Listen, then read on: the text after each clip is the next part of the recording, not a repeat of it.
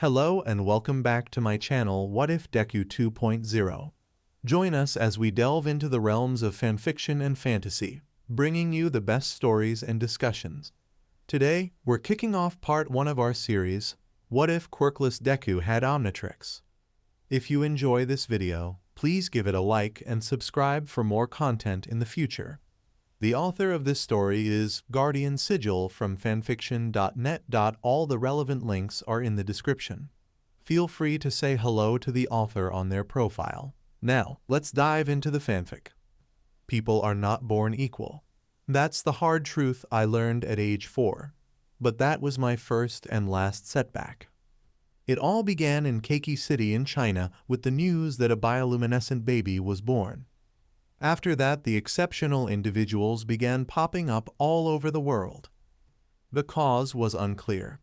There are many theories, from rats carrying a mutating virus, to human evolution, even vampire bees, or it could have simply been an accident that was beyond our control or knowledge. Time passed and the exceptional became the norm. Fantasy became reality.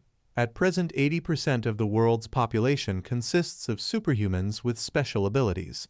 The world fell into chaos, and a new profession that everyone once only dreamed about entered the spotlight. Along with the exceptional abilities came an explosion in crime rate. While nations struggled to overhaul their legal systems, brave individuals took up the mantle of heroes straight out of comic books.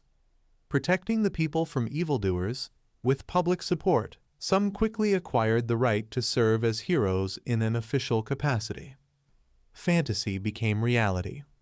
My name is Izuku Midoriya, and this is the story of how I became one of the world's great hero, and arguably the greatest hero of other worlds as well. Izuku Midoriya happily writes about the newest hero that debuted that same morning into his notebook, titled Hero Analysis for the Future #13. This is a little, or big, hobby of his, to analyze quirks, fighting techniques, and even the personalities of any and all heroes that he is able to find. Hopefully, a lot of this information can help support his dream, and if not, it's a great way to keep his mind active. While he's engaging himself, his homeroom teacher swats a stack of papers across his desk and proclaims how it's time for the third-year class to start taking their future careers seriously. He, however, assumes that most of his students wish to become heroes. The students cheer in response, proving his assumption correct. One of his classmates, an old childhood friend named Katsuki Bakugo, scoffs at their classmates' cheers. He proceeds to spout on about his own superiority by declaring how he'll enter Ua High, the birthplace of heroes, and surpass even All Might, the #1 hero.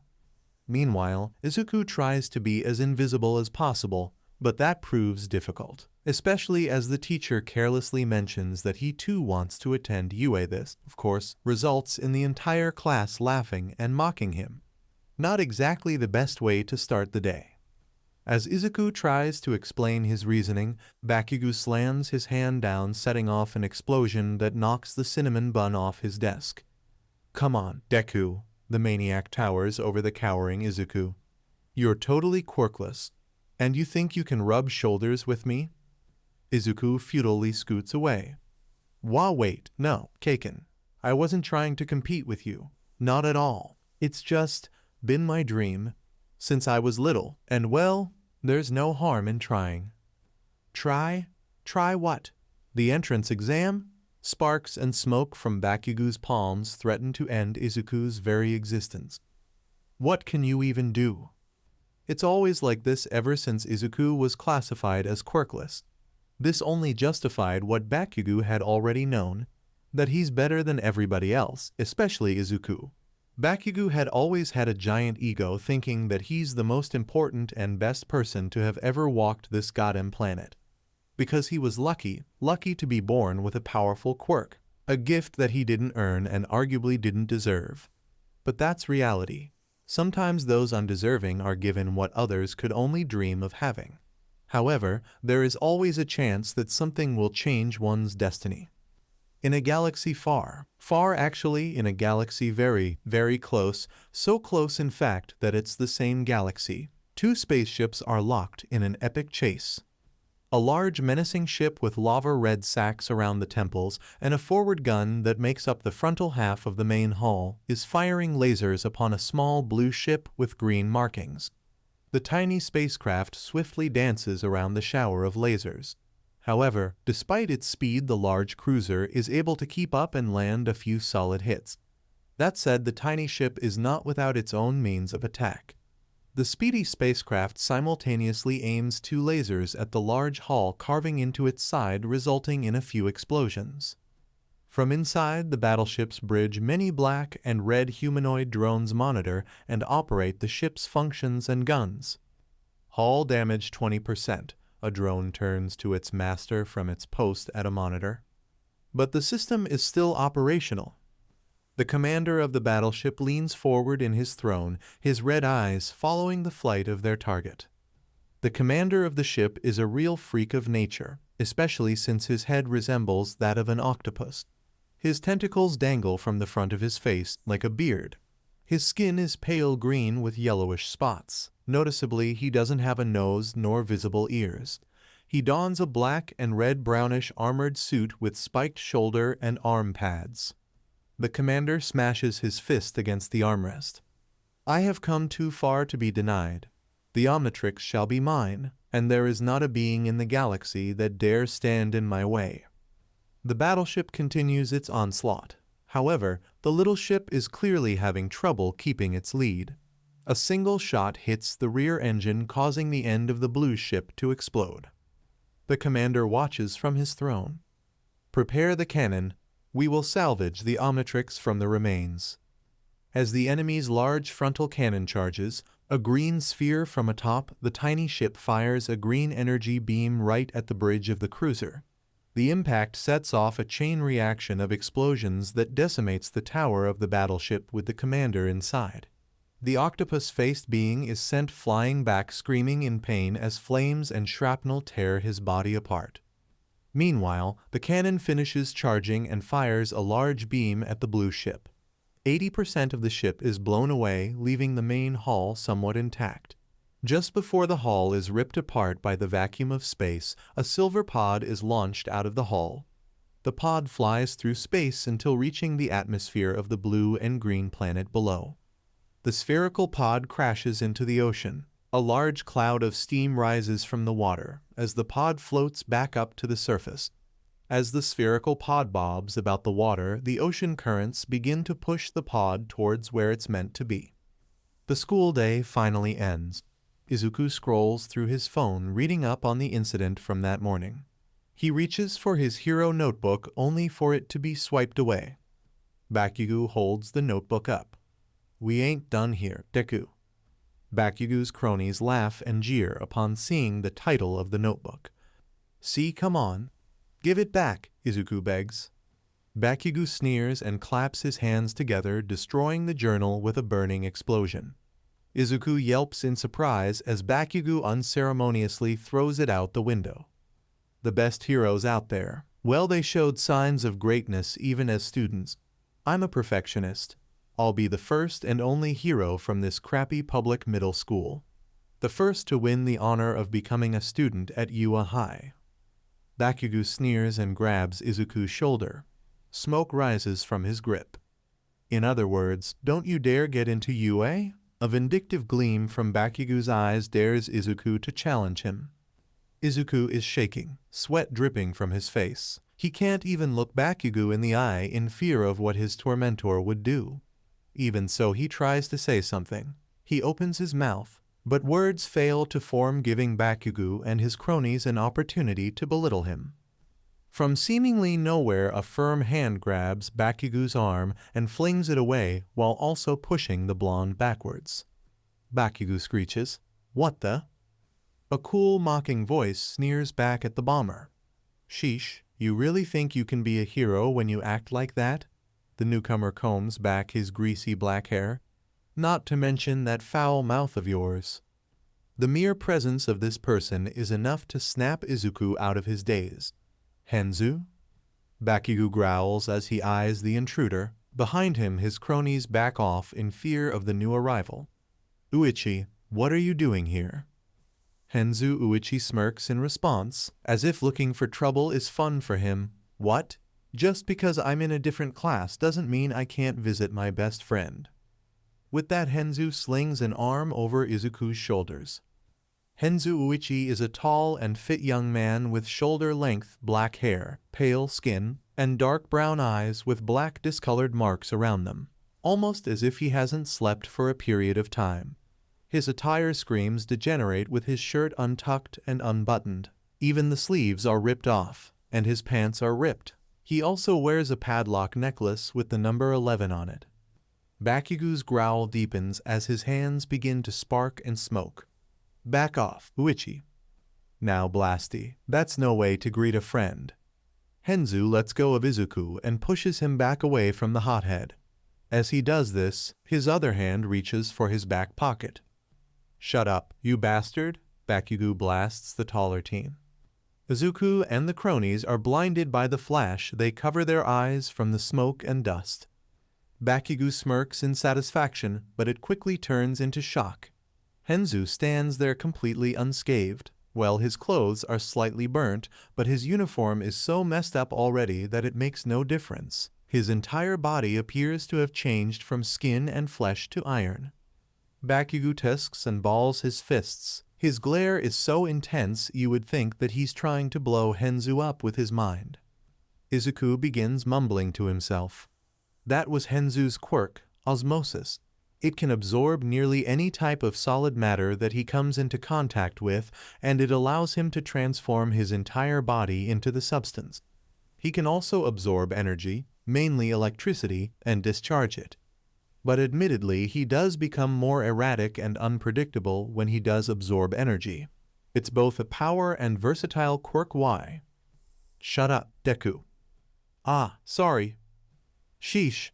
Henzu jabs a finger into his ear in an attempt to recover his hearing. Do you ever stop shouting? Sparks fly out of Bakugo's palms.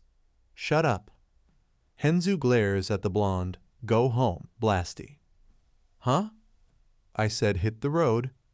He slides a large steel wrench out from his back pocket. Or are we going to have a problem? The sparks from Bakugo's hands die down as he eventually balls them into fists. Izuku watches from the sidelines. Henzu's amazing. He's probably the only one at this school that can rival Kaken. The only reason Bakugo doesn't go after him is because Henzu has no desire to be a hero. In fact, he's a thug. Seriously, the first time we met he actually threatened me for my money. He can also pick locks. Hey, Izuku. I'm pretty sure he's stolen a car before, maybe 40% sure. Izuku.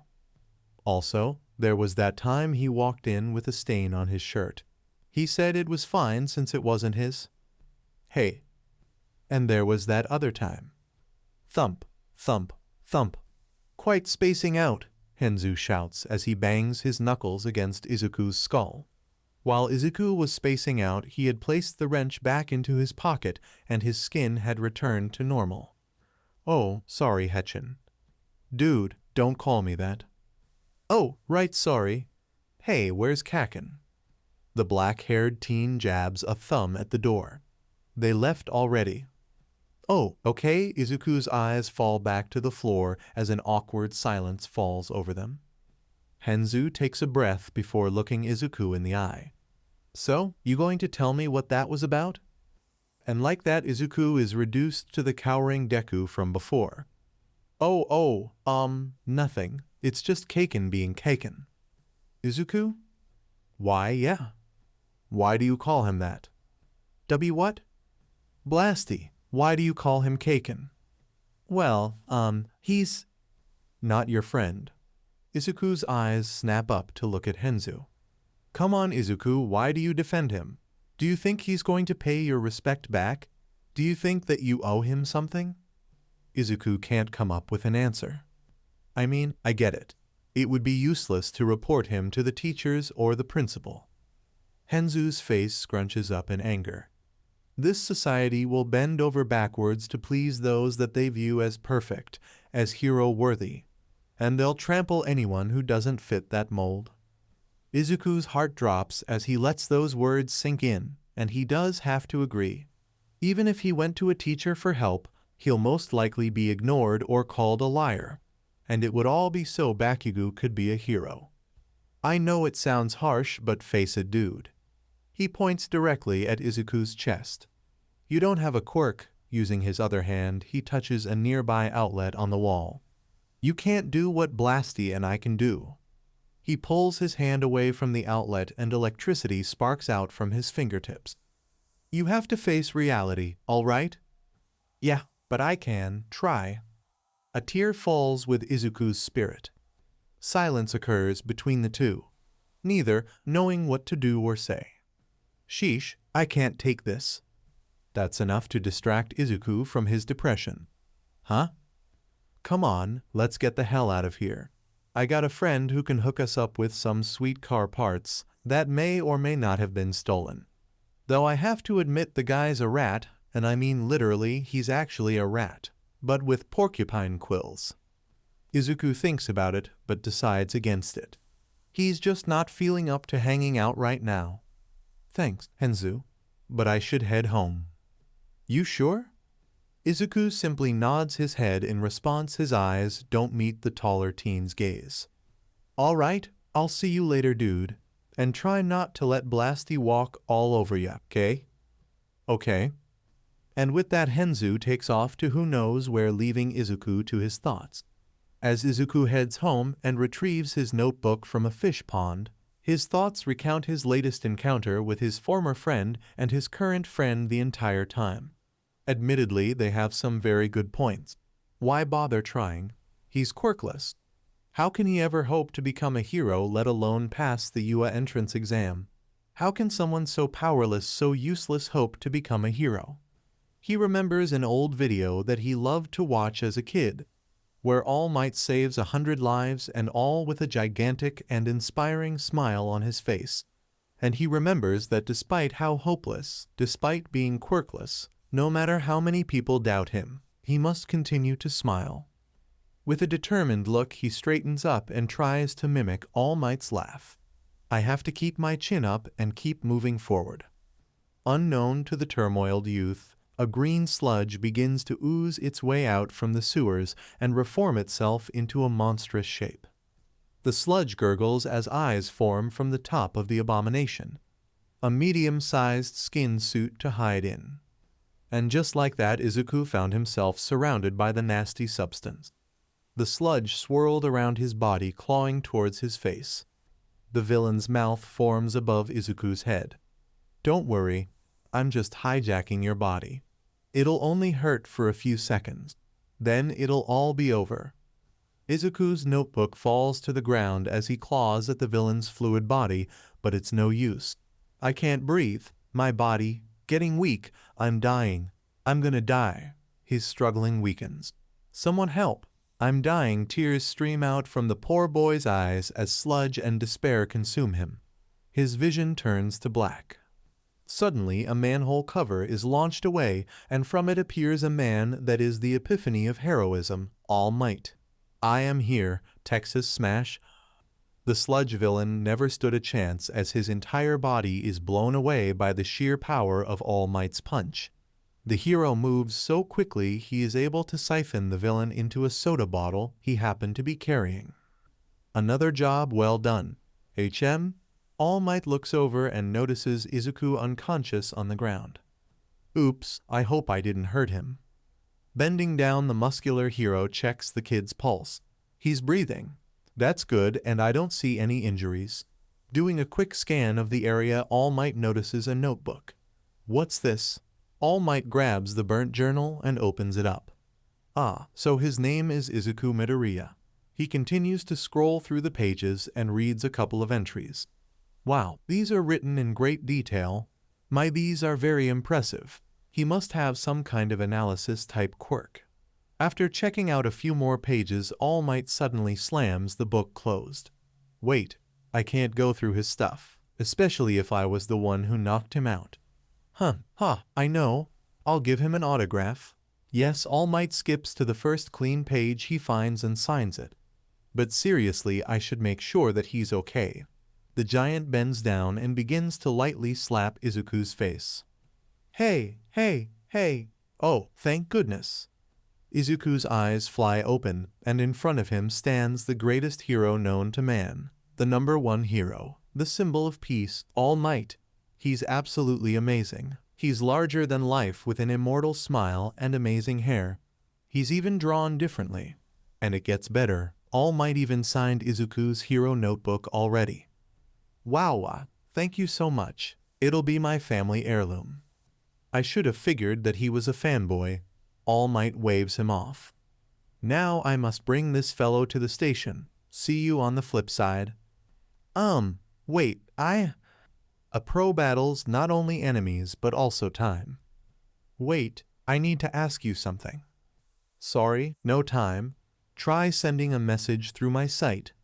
And with that, the #1 hero launches himself into the air. Thanks for your continued support. While in midair, All Might can't help but notice some extra weight. The hero takes a look. Hey, now! Clinging to his leg is the green fanboy. Hey, let go. I love my fans, but this is too much. Izuku struggles to speak in with the wind. If I let go now, I'll die. Oh, that's a good point. I need to ask you something, All Might ga. Okay, just cover your eyes and mouth. Izuku shuts his eyes and uses All Might's leg as a shield to block the wind. As All Might grabs the kid's back, he can't help but feel his throat scratching at him. A trickle of BLD forms from the side of his mouth. Damn.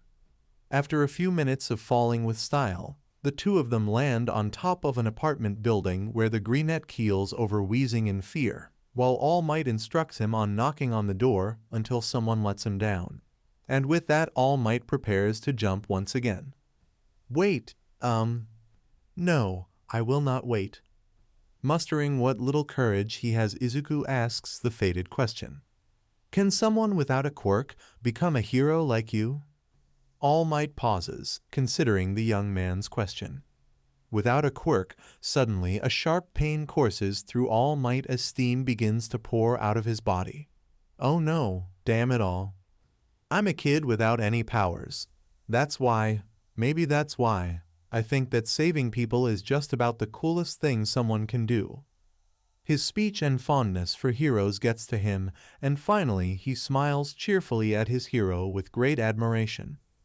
The way you save people with that fearless smile. I want to be a great hero, just like why Waltahat. Slouched in front of the surprised teen is a skinny blonde-haired skeleton. After freaking out for a minute, the crippled All Might explains his condition. He explains that he was injured 5 years ago, and now he can only do hero work for about 3 hours a day. Even now, this information is strictly classified and not known to the public. If that were to occur, chaos and villainy would surely ensue. So Izuku promises not to go blabbing about it. At the end, All Might brings the conversation back to Izuku's question. A symbol of peace who saves people with a smile must never be daunted by evil. The reason I smile is to stave off the overwhelming pressure I feel. This revelation is a major shock to Izuku. The hope in his heart begins to fade. A hero should always be ready to risk his life. As for your question, Izuku's heart cracks as despair begins to take root. His mind reels back to the years of torment he's faced by the hands of Bakugo, the laughter and mocking of his classmates, the indifference of strangers and his teachers, the lack of support from his mother, and how his father is no longer present in his life. One can only assume why he left. No, I don't think you can become a hero without a quirk. And just like that, Izuku's dream is crushed. All Might tries to give the boy some comfort with little effect.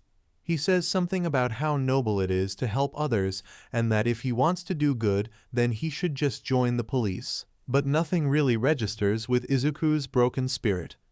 Except for the last thing that the #1 hero says to him. It's not wrong to dream, but you need to be realistic.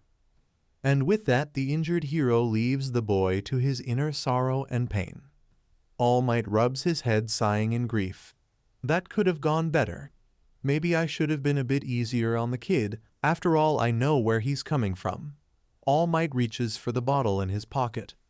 Now to get you to the station, huh? Swiveling back and forth, All Might becomes very aware that he lost the sludge villain. Damn it. The bottled villain moans in pain as his vision returns. Where am I? What happened? The sludge villain realizes that he's still under the same bridge. He recalls attacking the green-haired kid and then getting beaten by All Might. Oh, yeah, he showed up. He shakes with rage from within his plastic prison. Damn you, All Might. Well, what do we have here? Asks a sarcastic male voice. The villain peers up and sees a kid with greasy black hair. Hey, kid, let me out, will ya? The kids grin mischievously. Sure, I'll help you out. You villain. Thanks, kid, I really wait, what did you say? Please, you're a pile of sludge and you're stuck inside a bottle. Obviously, a hero must have done this to ya. Am I right? So, what if they did? Listen, if you don't release me, then I'll... You'll what? The kid grabs onto a nearby light post. Electricity sparks out of the pole and flows towards the teen's body. Kill me? The kid raises his other hand, and from it electricity discharges, striking the ground and metal nearby. The teen's grin widens with malice. You can go ahead and try. The villain doesn't respond now that he understands the full scope of his situation. Electricity is one of the few things that can actually hurt him. To be honest, if you are a villain, then I'm more inclined to help ya. Huh? Really? This honestly take the sludge villain by surprise. Yeah, you bet. But there's something you gotta do for me. Sure, anything you want. Hee, there's someone I want you to get rid of for me. Izuku is in a daze as he stumbles home. He's too stunned to notice what direction he's walking in. He's so out of it that he barely blinks an eye when he falls over the ledge of the local beach. He lands roughly on the sand below, luckily without getting too many bruises. Sitting up, Izuku hazily peers at all the garbage towering over him. Sighing, he pushes himself up and slowly trudges his way through the mounds of trash. Even the best of the best said it, his tears refuse to stop flowing. Don't cry, you knew already, right? This is reality. It's because I knew that I tried so damned hard. Izuku eventually makes it through the junk and arrives at the ocean. Looking out towards the sunset, his mind begins to wander. Everyone was right. He turns his head towards a nearby trash pile. I'm like this beach, nothing but useless junk and a waste of space. He rubs his nose in an attempt to stop the tears. If only I had a quirk. He starts walking towards the nearest trash heap, which also happens to be the one closest to the ocean. If I had a quirk, then maybe I wouldn't be so useless. He peers down at the lowest part of the junk pile, which sits within the shallow water. His fist balls up as he stares down at the scraps of metal. Maybe people would care about my dreams if I had a quirk. He scowls and his fists tighten. Maybe Dad would still be around if I had a quirk. Izuku screams at the top of his lungs. Why can't I have a quirk? He kicks the trash as hard as he could, putting all of his anger into it. Unfortunately, it did not have the desired effect. Izuku grabs his, possibly broken, foot and falls backward. He screams in pain as he rolls across the beach in agony. That was not the best idea, Izuku leans forward. What the heck did I kick? He wobbles and brushes away the surrounding trash, revealing a spherical metal orb underneath. What is this? The strange sphere shifts slightly and steam spews out from the metal gears and shafts.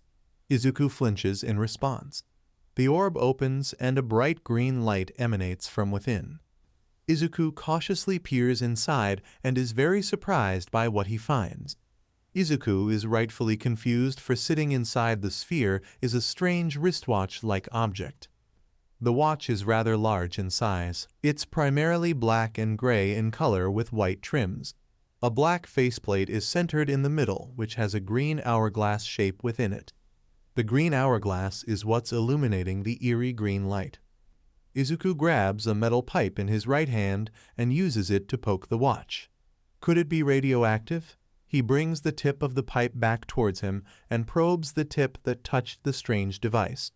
It's not hot, so it must be safe, right? The green light seems to illuminate brighter, as if tempting Izuku. Curiously, the green-haired boy uses his left hand to grab the watch.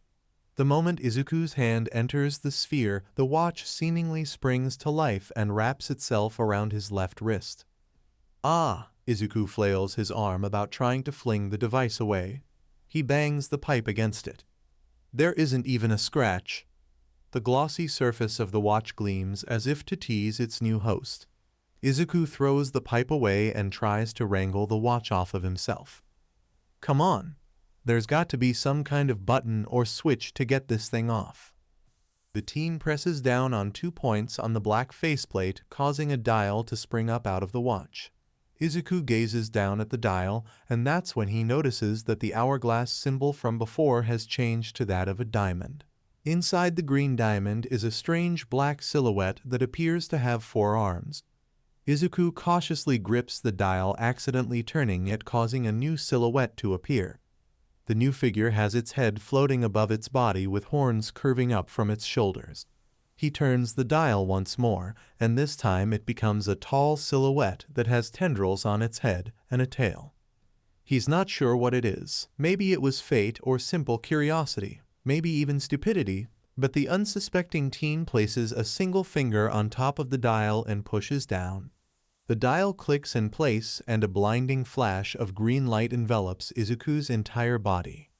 Izuku goes blind. All he sees is the flash of bright green light, and although it lasted less than a second, a strange convulsion surges throughout his entire being down all the way to every single one of his cells.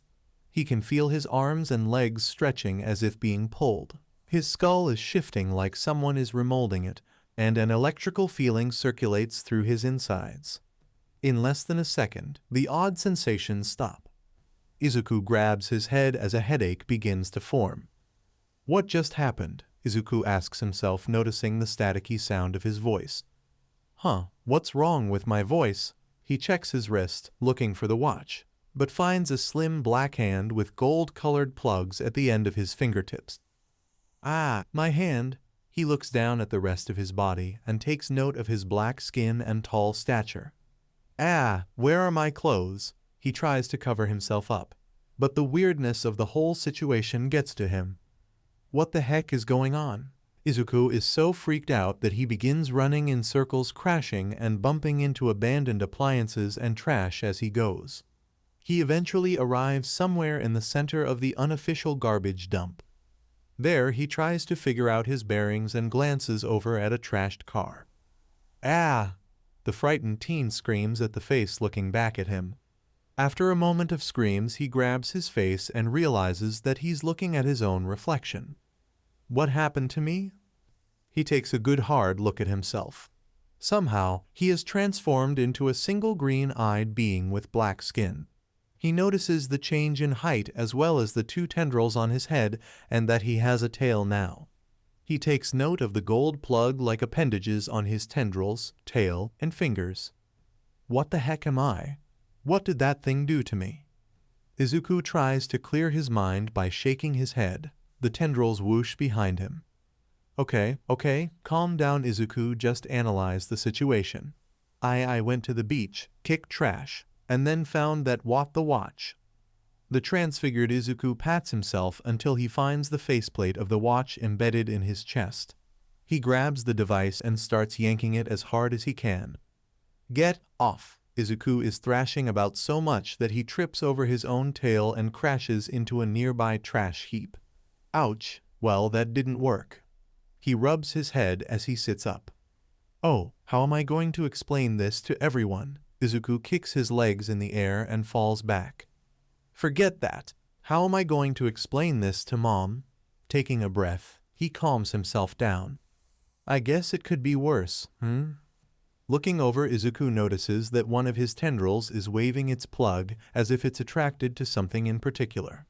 Curiously, Izuku follows the seemingly conscious tendril, which leads him towards the hood of the trashed car from before. The black tendril shakes above the hood, Curious to see where this goes, Izuku pops the hood of the car, allowing the tendril to latch itself to the car's battery. Almost immediately, electricity surges through the golden plug up the tendril and into Izuku's body. The teen can feel the electricity charging up within him. The current is stopped when the battery completely runs out of juice. Izuku can feel the electricity coursing through him. Raising his hand, sparks fly out from his fingertips. How is this possible? Izuku begins to mumble up a storm. He throws around theories from having been mutated by a radioactive watch to some sort of weird nightmare, and so on. Eventually, one consideration sticks in his mind. I have a quirk? A grin spreads across his face. Did that watch give me a quirk? An honest-to-goodness quirk? The sparks in his hands increase. Izuku's grin widens as he extends his hands, and a stream of electricity shoots out, frying a junked refrigerator. I can't believe it. This body, this power. I wonder what else it can do. The antennas on his head curve upward as if reacting to something. Izuku hears static, but a clear message comes through that almost sounds like it's coming from a radio. Requesting backup. A villain is attacking the shopping district at Tatooine Station. Izuku holds the side of his head as if adjusting an earpiece. Wait, what's happening? I must be picking up a radio signal. The radio signal continues. Requesting backup for all available heroes. You are needed at the Tatooine Station shopping district. A villain has captured a child. The villain's body is made of fluid that prevents on-the-scene heroes from detaining him, and the victim's quirk is setting off explosions, causing a great amount of damage and fires. A fluid body. A person that can make explosions. No, it can't be. The hostage has been identified as Katsuki Bakugo. Kaken, Izuku begins running towards the street. Tatooine Station is close. If I book it, maybe I can. Whoa. Izuku accidentally leaps into the air. Wow, I can really jump. Izuku lands on the concrete street and immediately begins running. He can't help but take note of his agility. I'm fast too. At this rate, I can make it there in less than a minute or two. If Izuku had continued to listen to the radio broadcast, he possibly could have picked up the latest transmission. This is 13, I'm on my way. Somewhere else in Musutafu, the skeletal All Might had backtracked towards the bridge, but he didn't find anything, so he made his way towards the station to report a missing villain. However, before he can get there, he spots smoke rising in the near distance along with the resonating sounds of explosions and sirens. He starts to make a dash towards it. Please, don't let it be what I think it is. Henzu Uichi laughs from his perch atop a nearby building. Below him, the heroes are struggling against the sludge villain, and Bakugo's explosions are definitely not helping. This is so great. Look at all these morons tripping over themselves. Behind the black-haired teen is a humanoid rat with black quills on his head. Yeah, a real show. He sounds rather uninterested and would rather get somewhere that's far away from the heroes. The rat pulls up the collar of his orange jacket. So, hey, I helped you track the brat down. Now you got to hold up your end of the deal. He jabs an accusing finger at Henzu. Without looking, Henzu casually slips the rat man a large roll of cash. Come on, you know I'm good for it, Arjit. Arjit smiles and begins his descent down the fire escape. It's always a pleasure doing business with you. The rat leaves while Henzu continues to watch. Henzu's malicious smile widens as Bakugo's explosion causes so much damage that a barrier of fire and smoke prevents the heroes and witnesses from even seeing the futile struggle below. Goodbye, Blasty. This world will be better off without ya. The twisted teen breaks into another fit of haunting laughter. While Henzu takes time to appreciate Bakugo's flailing about, Arjit makes his way down to the ally below. Luckily for him, there are no people there to see him. They are all too busy watching the situation. Arjit tucks the cash into his jacket when something tall and fast rushes past him. The rodent looks over and sees a tall black figure staring wide-eyed at the sludge villain. The rodent mutters to himself, cupping his chin. What's a conductoid doing here? All Might finally arrives on the scene. Unfortunately, he can't see a thing amongst all the smoke and flames blocking his view. Around him, heroes are trying to keep the civilians calm while they also deal with the fires. He overhears a few civilians talking about a sludge-based villain and how it captured a child. One civilian even points out that All Might himself was chasing after the villain earlier. All Might's gaze falls downward as he grabs his injury. Pathetic, his hand tightens around his wound. Pathetic. How can I call myself a hero, especially after what I told that boy? All Might can hear the sounds of explosions dying off. I'm sorry, hopefully a hero with the right quirk will arrive soon. All Might gazes up towards the flames, and for a split second amongst the smoke and fire he notices a strange symbol moving beyond the inferno, an illuminating green hourglass within a black circle. Neither Bakugo nor the villain notice as a tall black-skinned being peers out of the ally and stares at the scene in front of him. It really is Kaken, and that same villain from before, covering his mouth. Tears begin to form in his single green eye. It's the same one, so that means it's my fault. I distracted All Might and prevented him from doing his job. His mind flashes back to All Might's injury, and All Might's weak. He can't do anything. It's my fault. Bakugo's explosions stop. This guy can't be caught. We have to wait for someone with the right quirk to show up. Bakugo has his eyes shut as he tries to pull himself away from his attacker. Hang in there, Kaken. I'm so sorry. Bakugo's struggling decreases dramatically. A hero's bound to come. Bakugo is clearly losing his breath. I'm so sorry. Someone will come to save you soon. In a moment of pure desperation, Bakugo's eyes shoot open, begging for mercy, begging for a hero to save his life. And in that moment, Izuku's mind went blank as pure instinct took over. He charges head first towards Bakugo. What am I doing? Why am I running? The living pile of sludge notices the stranger charging at him. He gurgles out a roar. Get away from me! The villain takes a swipe to fend off the intruder. Despite the oncoming attack, Izuku keeps charging. Eep! What do I do? What do I do? At a time like this, Izuku's mind flashes to page 25 of his hero notebook and gets an idea. Izuku's tendrils wrap around a garbage can and flings towards the villain's face. Hiya! Garbage flies out from the can and jabs the attacker's eyes. The villain screams in pain as Izuku grabs Bakugo, and with one swift motion he pulls the blonde free from the sludge's grasp. Kaken!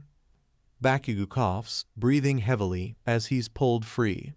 Who are you? He asks between gasps. As Izuku pulls Bakugo away from his capturer, he tries to explain himself. Kaken, it's oof. Izuku's whipped so hard that he tumbles down. Bakugo falls with him. The villain sends out several tentacles towards the two. You're in my way. Acting fast, Izuku grabs Bakugo and tosses him towards a nearby alleyway that's clear of people and fire. Quick, get away from here! A large tentacle knocks the morphed Izuku into a burning food stand. Ah! Bakugo rolls on the ground a few feet, and when he looks up, he sees his black-skinned rescuer getting knocked around by sludge attacks. The blonde hesitates for a moment but shakes it off. Despite nearly dying, he moves as fast as he can away from the scene. From further down the alley, the hero 13 appears. The hero notices the wobbling Bakugo and grabs his shoulders to help steady him. Hey, it's okay now, I got you. Bakugo's eyes snap up in temporary fear, but he visibly relaxes when he recognizes the hero. Yeah, well, who's got that other guy? What other guy? Bakugo gestures behind him and 13 takes a look. Their eyes widen as the rescue hero witnesses an alien-like being doing its best to avoid being whipped. Honestly, it's not doing a very good job of dodging. A conductoid? What are they doing here? Why would it take such a risk? Before the rescue hero can get their answers, they're hailed over their radio. 13, are you engaged with the enemy? 13 tries to come up with a reply. Please keep the area clear. The villain is resisting. 13 leads the injured blonde away from the battle. I'll have to deal with the conductoid afterwards. The sludge villain roars as he continues his onslaught against the wannabe hero. Stop getting in my way. Izuku's body has really taken a beating. He's covered in dirt and grime, and although it's hard to tell, he's pretty sure that he's covered in bruises. Izuku uses his slim yet strong arms to block the attacks. It's not much, but it's something especially considering how battered he is. Why did my legs move on their own? Why did I jump in to help? I dunno. Izuku endures the quick and powerful blows. No, I know why. It's because he looked like he can't help but remember the look in his childhood friend's eyes. He needed saving. The villain's sludge begins to swirl around, making a spiral-like motion above the villain's head. The slime screeches as he sends out a powerful attack of spinning sludge. Die, hero! Izuku's tendrils and tail stretch out and latch themselves onto a nearby power box. Electricity immediately begins to course through him. I won't let you hurt anyone else. Izuku balls his hands together, allowing the electricity to charge up. It's time. To be a hero. He aims his hands out towards his attacker, and a thundering beam of lightning rushes forward. The villain's attack is blown away as the lightning thunders straight for him. Ah! The villain screams in pain as watts of electricity begins to surge through him. All around him, metal and other electronics are getting similar treatment. The blast is too much. The villain's body rips apart, sending bits and pieces of sludge flying all across the burning street. Izuku cuts off the flow of electricity as slime and embers fall around him. I did it. I really did it. Izuku wobbles backwards towards the alley he originally entered from.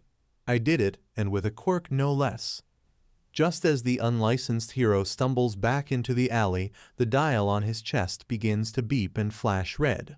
But it goes unnoticed by the teen, even as a red flash of light envelopes his entire body. Izuku falls onto his knees just as he turns back to normal. He gazes at the red illuminated watch on his battered yet human wrist. Finally, exhaustion from the day's events catches up to the teen. He's so exhausted that he falls face forward onto the pavement. And with that he begins to fade out of consciousness. The last thing he sees other than the red glowing watch is a pair of yellow shoes approaching him.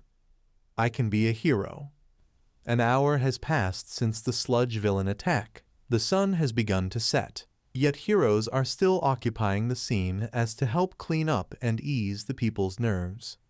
Their presence, however, does not help Henzu Uichi's mood. The black-haired teen is leaned up against a wall from across the street watching as the heroes such as Mount Lady and Death Arms are interviewed and the police take statements.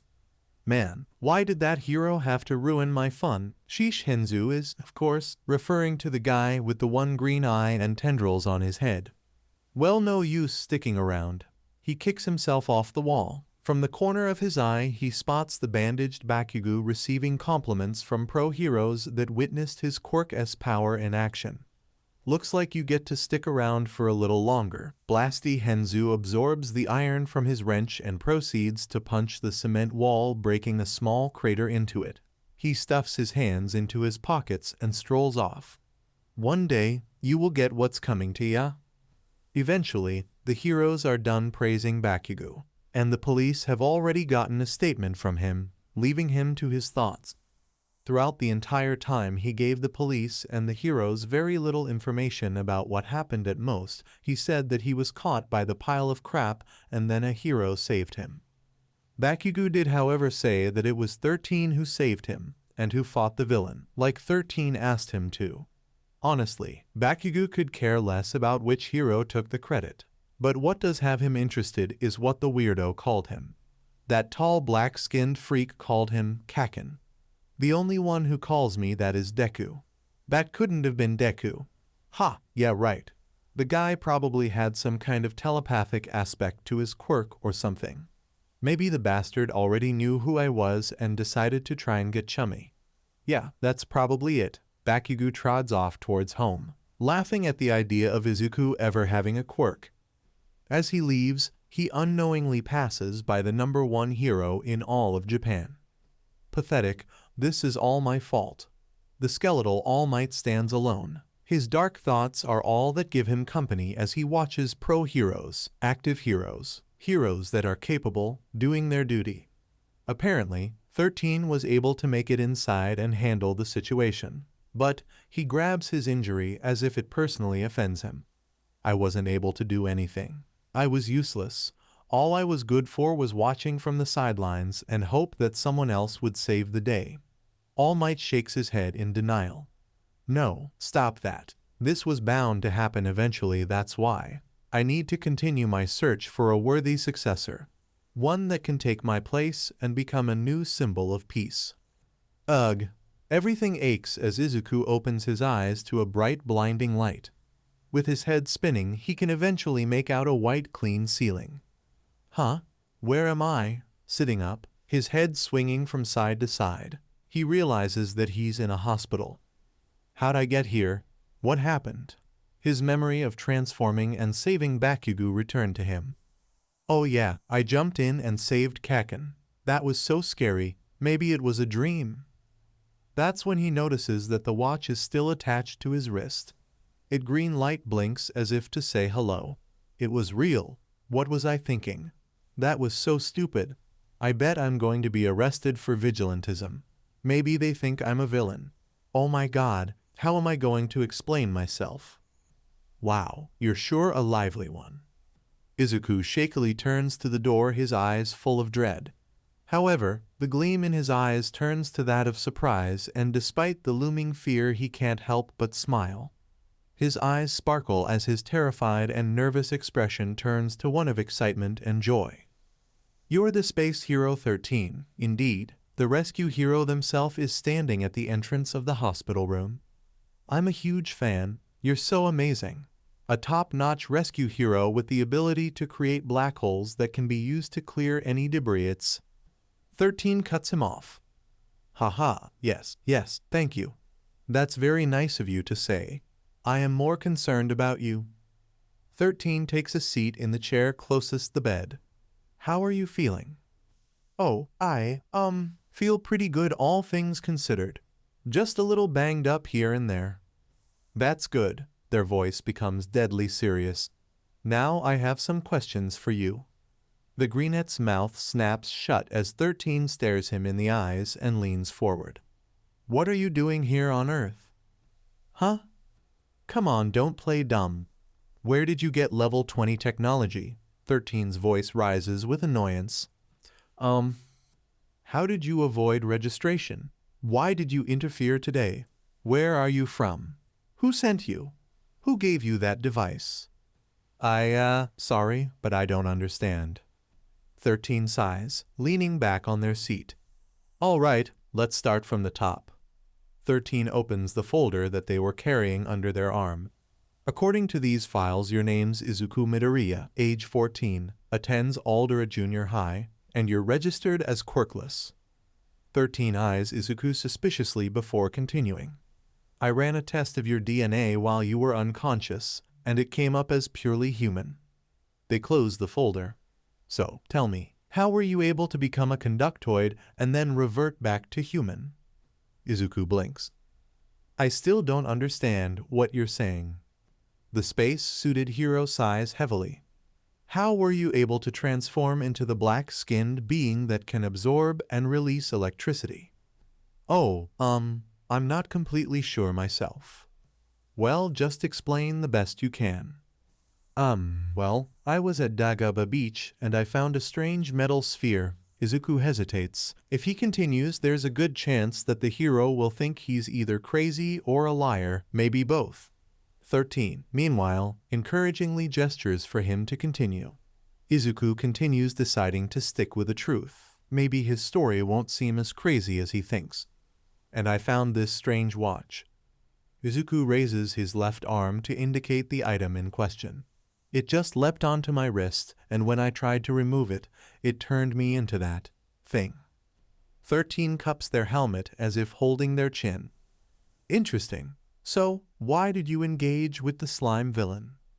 Oh, well, my legs. They just sort of moved on their own.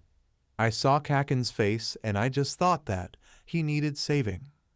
13 takes a moment to think before standing up. I think I understand now.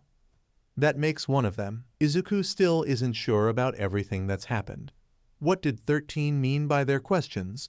They were so bizarre. They almost suggested that he committed a horrible offense. Izuku is pulled out of his musing by 13. I think I owe you some answers. 13 points at the newly revealed watch. While you were unconscious, I ran some tests on that watch. That thing on your wrist appears to be level 20 or extremely advanced technology that has the capability to overwrite and reprogram the wearer's DNA to that of other beings. Transform DNA? Yes, it's a device like none other on this planet or any other planet for that matter. This device can break up your human DNA and relater it to that of other living life forms. What are you saying? Midoriya, do you believe in aliens? Izuku stares dumbfounded at the pro-hero. Excuse me? 13, rather than play this gentle, decides to drop the truth. Aliens exist. Izuku's stupefied expression somehow increases. You know extraterrestrials, intelligent life, aliens? Well, they are very real. In fact, it's my job to watch over and monitor aliens that come to Earth, even make sure that they follow intergalactic laws and such. For you see, I am a plumber. Izuku gives the hero a quizzical look. A plumber? Not that kind of plumber. The plumbers are an interstellar disciplinary force that uphold justice across the known galaxies. Basically, heroes, but in space. Oh, Izuku's eyes comedically widen in realization. Wait, you're being completely serious here? 13 deadpans. Yes. But that doesn't make sense. Aliens don't exist. I mean, of course, there is a possibility. But wouldn't we have some kind of evidence by now? Not to mention this puts science and even our own history into question. There's also the chance that the world's governments are aware of this. 13 can only stare as the teen begins to ramble on into a storm of muttering that lasts for a good length of time. Izuku eventually realizes what he's doing and silences himself, but only after a few minutes have already passed by. When he's done, 13 decides to continue. Anyway, as I was saying, as a plumber, it's my job to make sure that any and all aliens on Earth behave themselves.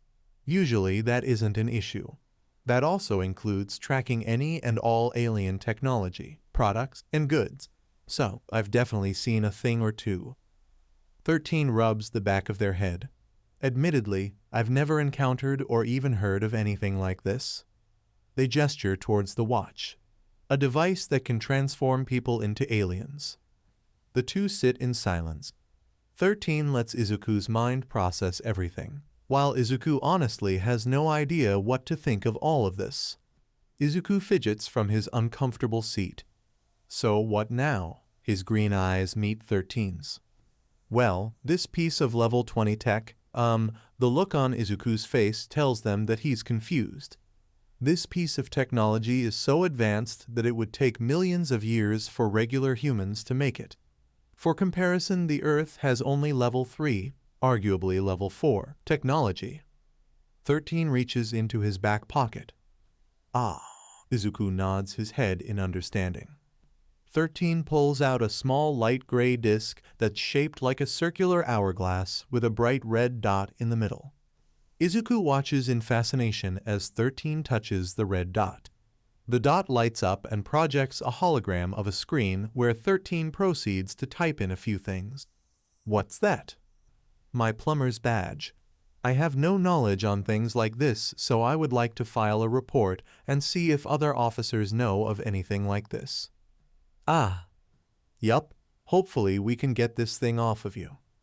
Izuku's inside fill with nervousness. Do you really have to take it? He subconsciously grabs the watch.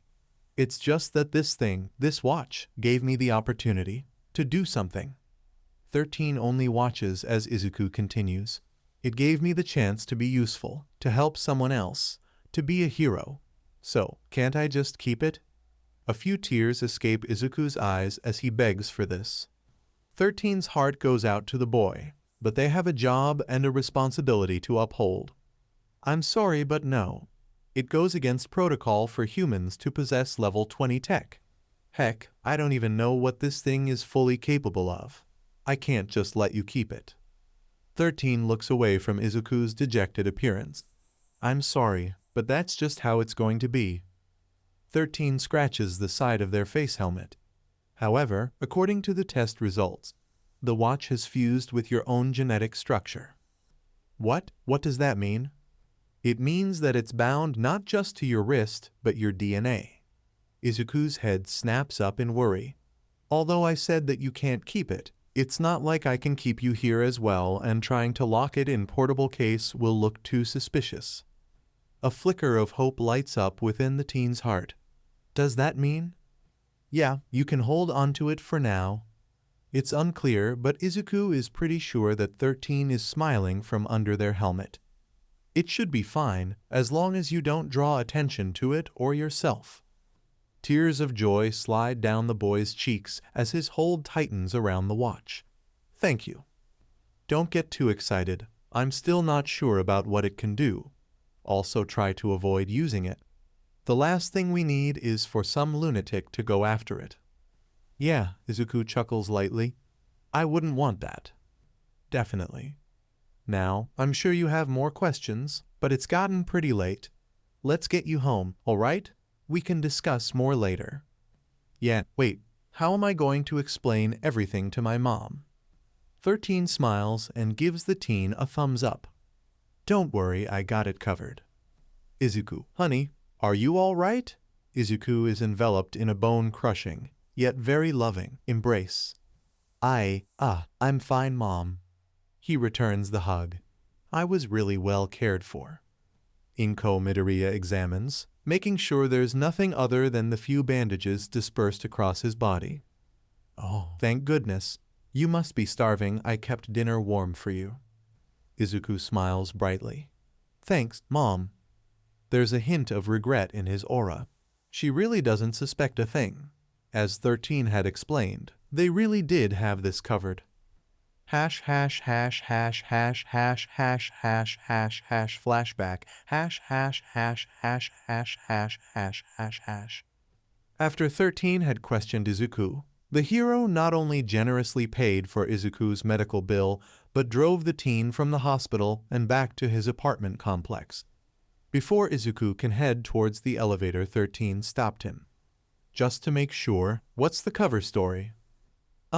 After school I was hanging around the shopping district when the villain attacked, and I was knocked unconscious. Then you rescued me, took me to the hospital to be checked over, and even paid for my medical bill. Correct, which works well since I already had my agency call your mother ahead of time when I apprehended you. Yeah. As for the watch, just say that you bought it okay. 'Kay? 13 holds a card out to Izuku. Here, take this. It's my contact information. I'll be in touch. I gotta make sure you're not abusing this thing, and I'll give you any information that comes in about it. Oh, and keep all this alien and space talk down to the bare minimum, all right? Last thing we need is a global panic. End flashback. After dinner and bidding his mother a good night, Izuku heads straight to his room. He dumps his uniform into the laundry and changes into some fresh clothes. I don't really like lying to Mom, but what can I do? Izuku falls back onto his All Might-themed bed. Today has been one giant roller coaster of emotions. He raises up his fist, gazing up at the alien transforming watch. A hopeful glint shines in his eyes.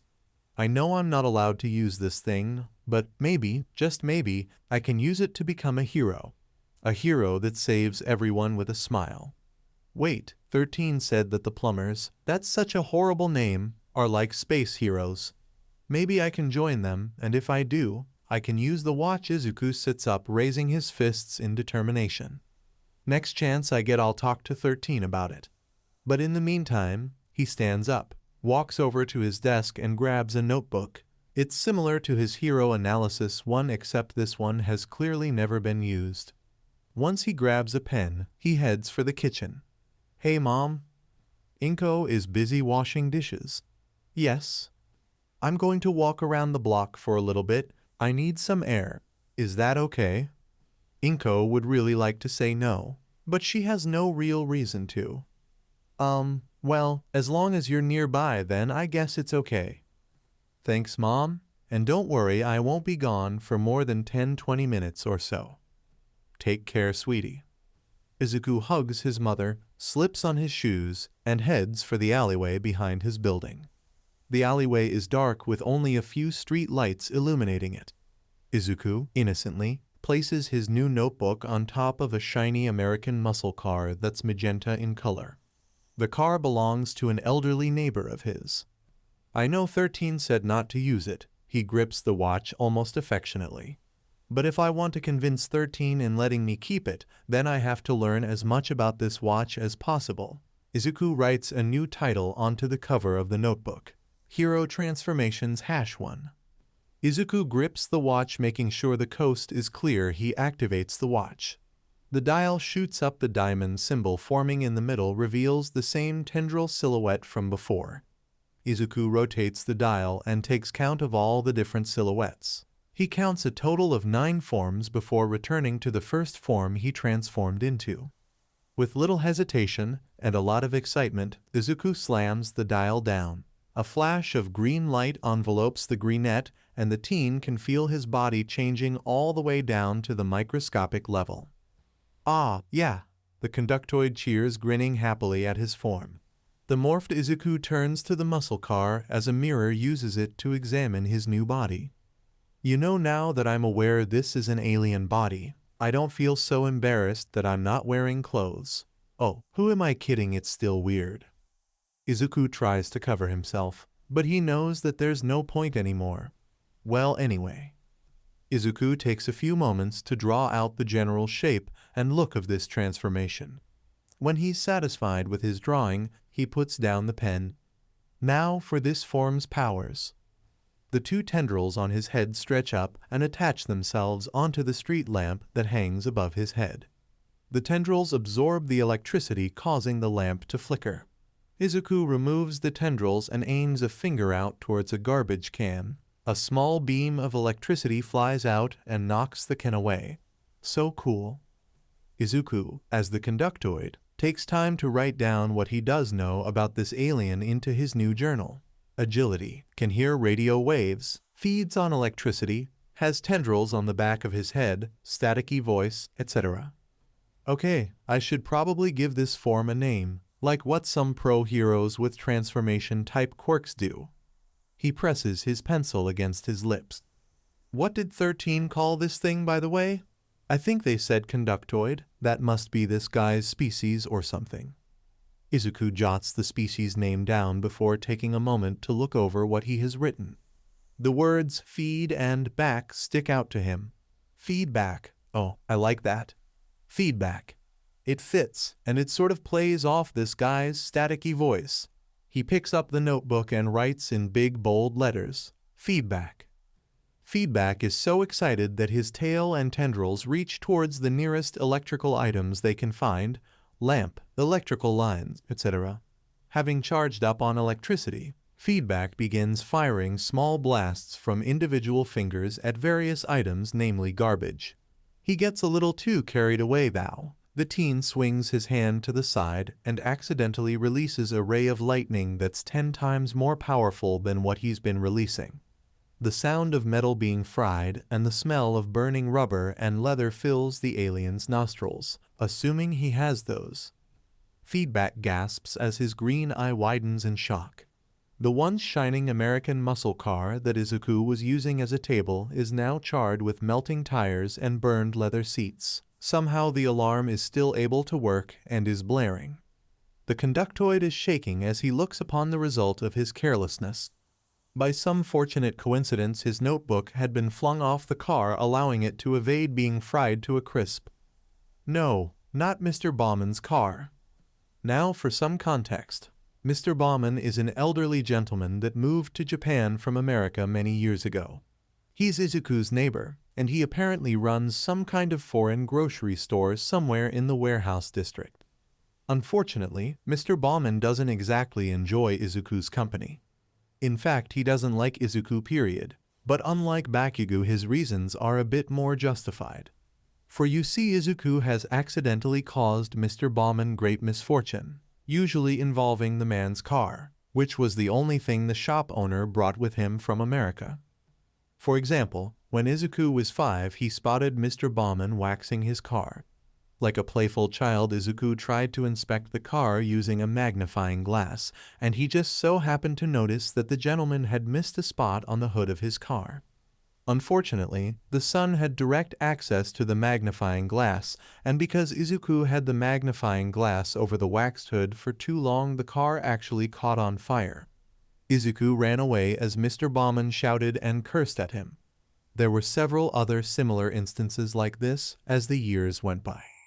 Not wanting to be scolded or seen in his altered form, Izuku quickly retreats down the alley, hoping to avoid his angry neighbor. Feedback rounds the corner, and a few seconds later Mr. Bauman himself makes his way down the alley, having heard his car alarm from his apartment. Ignatius Bauman is a short pot-bellied man with a little black mustache over his lip. He's always wearing his magenta apron and bow tie over a light pink striped yellow dress shirt with brown pants. Mr. Bauman rushes over to his crisped car. Steam practically explodes from his head. Ooh, this has got Izuku written all over it. The grouchy neighbor grumbles various ways to make the teen take responsibility for this. He becomes silent as the bumper of his car unceremoniously collapses to the ground. The following morning. I'm late. Izuku scrambles out of his home and down the street with a piece of toast dangling from his mouth as he tries to adjust his school blazer. I can't believe I slept in. Izuku was kept up late last night. After running off, it took about 4 more minutes for the watch to begin beeping and flashing red, reverting feedback back into Izuku. Izuku also noted that he was feedback for about 10 minutes. He also took note that the watch was red instead of green for another 10 minutes after. But that isn't what kept the teen up. After Izuku returned home and showered, Mr. Bauman stopped by and, despite little to no proof, gave Izuku an earful for nearly an hour, followed by another 5 or so minutes of Izuku apologizing and explaining that he accidentally kicked a loose electrical wire at the car. Considering he set the car on fire with a magnifying glass once, Mr. Bauman believed him. Izuku continues his exhausting sprint, having just finished his toast. There's no way I'll make it in time. Izuku stops dead in his tracks, skidding across the ground. He jumps into a nearby alleyway and begins fiddling with the watch. I know. Maybe feedback can get me to school on time. He believes that he found feedback's silhouette, but before he presses down the dial he hesitates. But 13 said try not using this thing too much. But they didn't say that I couldn't use it at all. And this is an emergency. I mean, 13 is a teacher at UA, so they should understand the importance of making it to class on time. With that reasoning to comfort him, Izuku slams the dial down. Green energy surrounds him and Izuku feels his body changing. Except it's different this time. He feels himself becoming skinnier rather than bigger or taller. His feet reshape and his fingers join together. A stretching feeling originates near his tailbone. What this isn't feedback. Indeed, it seems that the watch turned the teen into the wrong alien. His current form resembles a semi-armored velociraptor. It has black orbs on its feet and wears a black conoid helmet. The raptor-like alien has a blue face, green eyes, and black lips. The alien's skin is blue with black stripes along its long tail. Its arms are thin with 3 sharp black talon-like fingers. It wears the Omnitrix symbol on its chest. Interesting, I wonder what it is. The morphed Izuku tries to move forward, and in a blink of an eye Izuku finds himself across the street. Whoa! A black visor now covers his face to protect it from wind and debris. This guy is fast. From under the visor, the reptilian alien smiles gleefully. Like a speeding bullet, Izuku takes off, leaving only a blue streak behind him. Man, this guy has such amazing speed. Just look at how he accelerates. Oh, that's a good name. Excel no XLR8. Yeah, that's it. To avoid drawing attention to other people and the authorities, XLR8 uses various backways and unpopulated streets that he learned from Henzu and his own endeavors in order to avoid Bakugo. XLR8 makes it to school in a mere 3 minutes. In fact, he makes it there so quickly he has about 20 minutes to spare. So, to make use of that time, Izuku scribbles down a drawing, characteristics, and the speed of the new alien into his new notebook. Notably, XLR8's speed doesn't just involve his speed, but his basic motor functions as well. In this case, he finishes his notes in less than 5 seconds. Izuku spends a few seconds thinking about what to do until the timer runs out. In 1 second, he types and sends Henzu a text asking how he's doing. XLR8 taps his foot rapidly waiting for a reply, which comes a few minutes later. Henzu is ditching school today. Usually Izuku would have a small panic attack, but this is pretty normal for his best friend. Ah, man, I really wanted to show the watch off to Henzu. XLR8's mind reels back to the last thing he showed Henzu. It was a limited edition All Might figurine, and for some reason he lent it to the delinquent only for Henzu to go behind his back and return with a huge wad of cash with him. Although he did split some of the cash with him. You know what, maybe I shouldn't mention it. I'll have a real hard time explaining myself. After replying back, a few students pass XLR8. When Izuku notices them, he flinches expecting to be ridiculed, but his classmates simply walk right by him without so much as a glance. Huh? Izuku looks at his sharp claws. They must think I'm someone with a mutation quirk. You were so cool. Yeah man, just like a hero. Your quirk's so powerful. XLR8 spins around and sees an annoyed Bakugo surrounded by some of their classmates. They seem to be praising him for surviving the sludge villain attack yesterday. XLR8 cautiously watches on as the group walks closer. He thinks about hiding, but figures that he won't be recognized. Bakugo stomps forward, doing his best to ignore the annoying FCKS. Stupid extras. Bakugo thinks back to yesterday's events, specifically to the strange person that saved him from the slime. TCH, that bastard. How dare he think of me as some helpless, useless punk? I could have killed that guy if I wanted to. His grip around his backpack strap tightens in frustration, as if he doesn't believe that himself. As the group of noisy kids pass by the blue-scaled alien, Bakugo's eyes divert down towards the symbol on the lizard's chest. Bakugo, recognizing it as the same symbol that the other hero had, so he stops and turns towards what he thinks is a person with a mutation-type quirk. Hey, lizard tail. The students surrounding Bakugo shut up and freeze in place, afraid of interrupting their item of worship. XLR8 freezes up in fear, which is the only thing preventing him from running away. Why, yes. Bakugo points at the watch's faceplate. What's with that badge? And do you know a strange one-eyed tentacle bastard with black skin? If so, he raises his palm as if to threaten the reptile with an explosion. Then tell me about him. Izuku is shaking in fear, but with a shake of his head he registers the questions. Badge? Tentacle freak? He looks down where the dial shines on his chest. Oh, the dial begins to beep and flash red. Sorry, but I have somewhere to be. XLR8 gives a friendly yet nervous smile before taking off as fast as he possibly can, which is of course extremely fast. Bakugo blinks and then glares angrily towards where Lizard Tail ran off to. What the? Meanwhile, XLR8 makes it to the other side of the school grounds before he reverts back into his human form. Phew, that was close. Izuku wipes the sweat off his head. I have got to be more careful. Gripping his backpack, he noticed that his backpack transformed and reverted back with him. The greenette heads to class. Kaken recognized the watch. He pulls his sleeve up to hide the said object. I better be careful. I don't need another reason for Kaken to come after me. The school day goes uneventfully, especially since Bakugo seems content to keep his anger to himself today. Izuku ignores everything. His mind is only focused on 13, the plumbers, and what other aliens he has access to. He even tries to theorize if certain events in human history were caused by extraterrestrial influences. Building of the pyramids, UFO sightings, Area 51, even Atlantis. As the end of the school day approaches, Izuku can't help but write a few of his thoughts into his journal, allowing the classroom to empty out. He also took time to text 13 about the next time they can talk. As Izuku packs up, he gets a text from 13 asking him if he would like to stop by their agency. They figure that Izuku has many follow-up questions to ask. Izuku grabs his Hero Transformations notebook and heads for the exit as he eagerly replies with yes and promises to meet the hero in an hour. "Hey, Deku."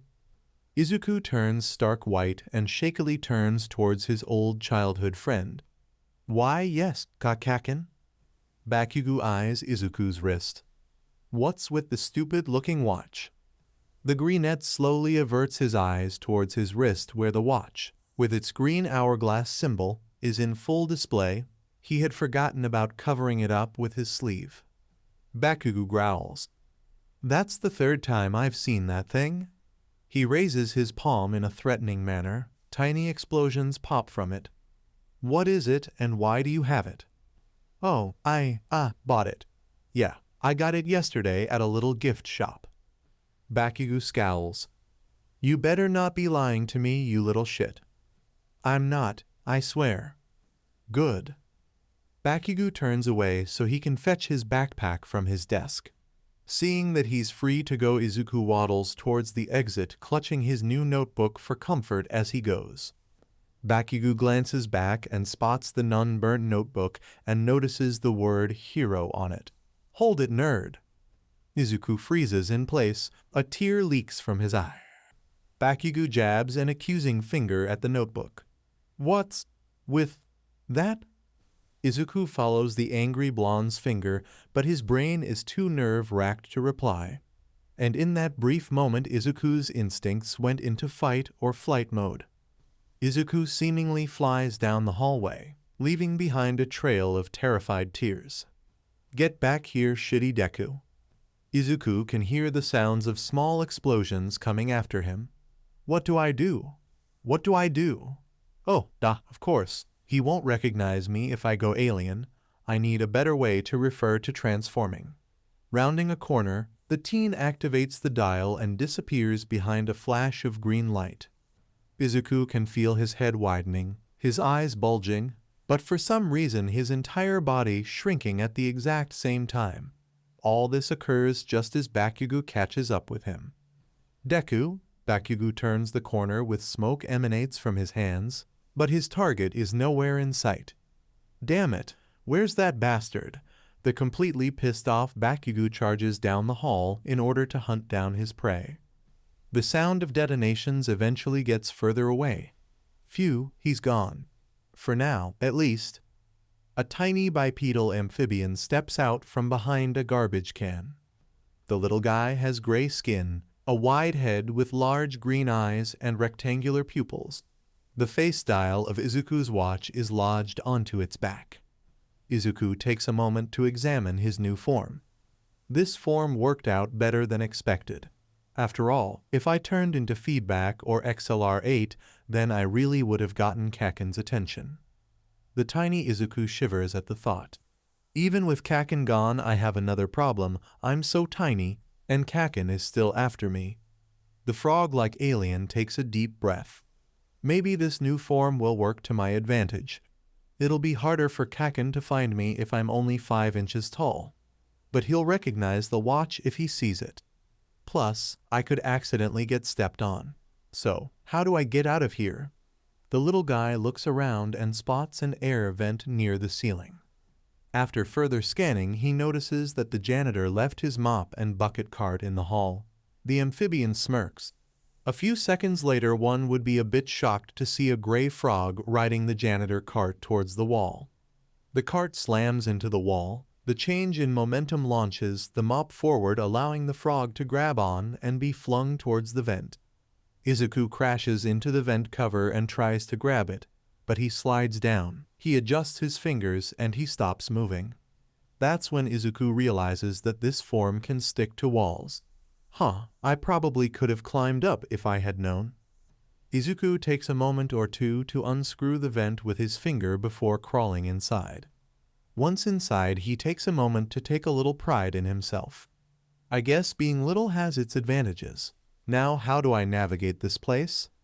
Izuku taps his chin in thought. He then squats down and begins drawing out an overview of the school with his finger onto the dusty floor of the vent.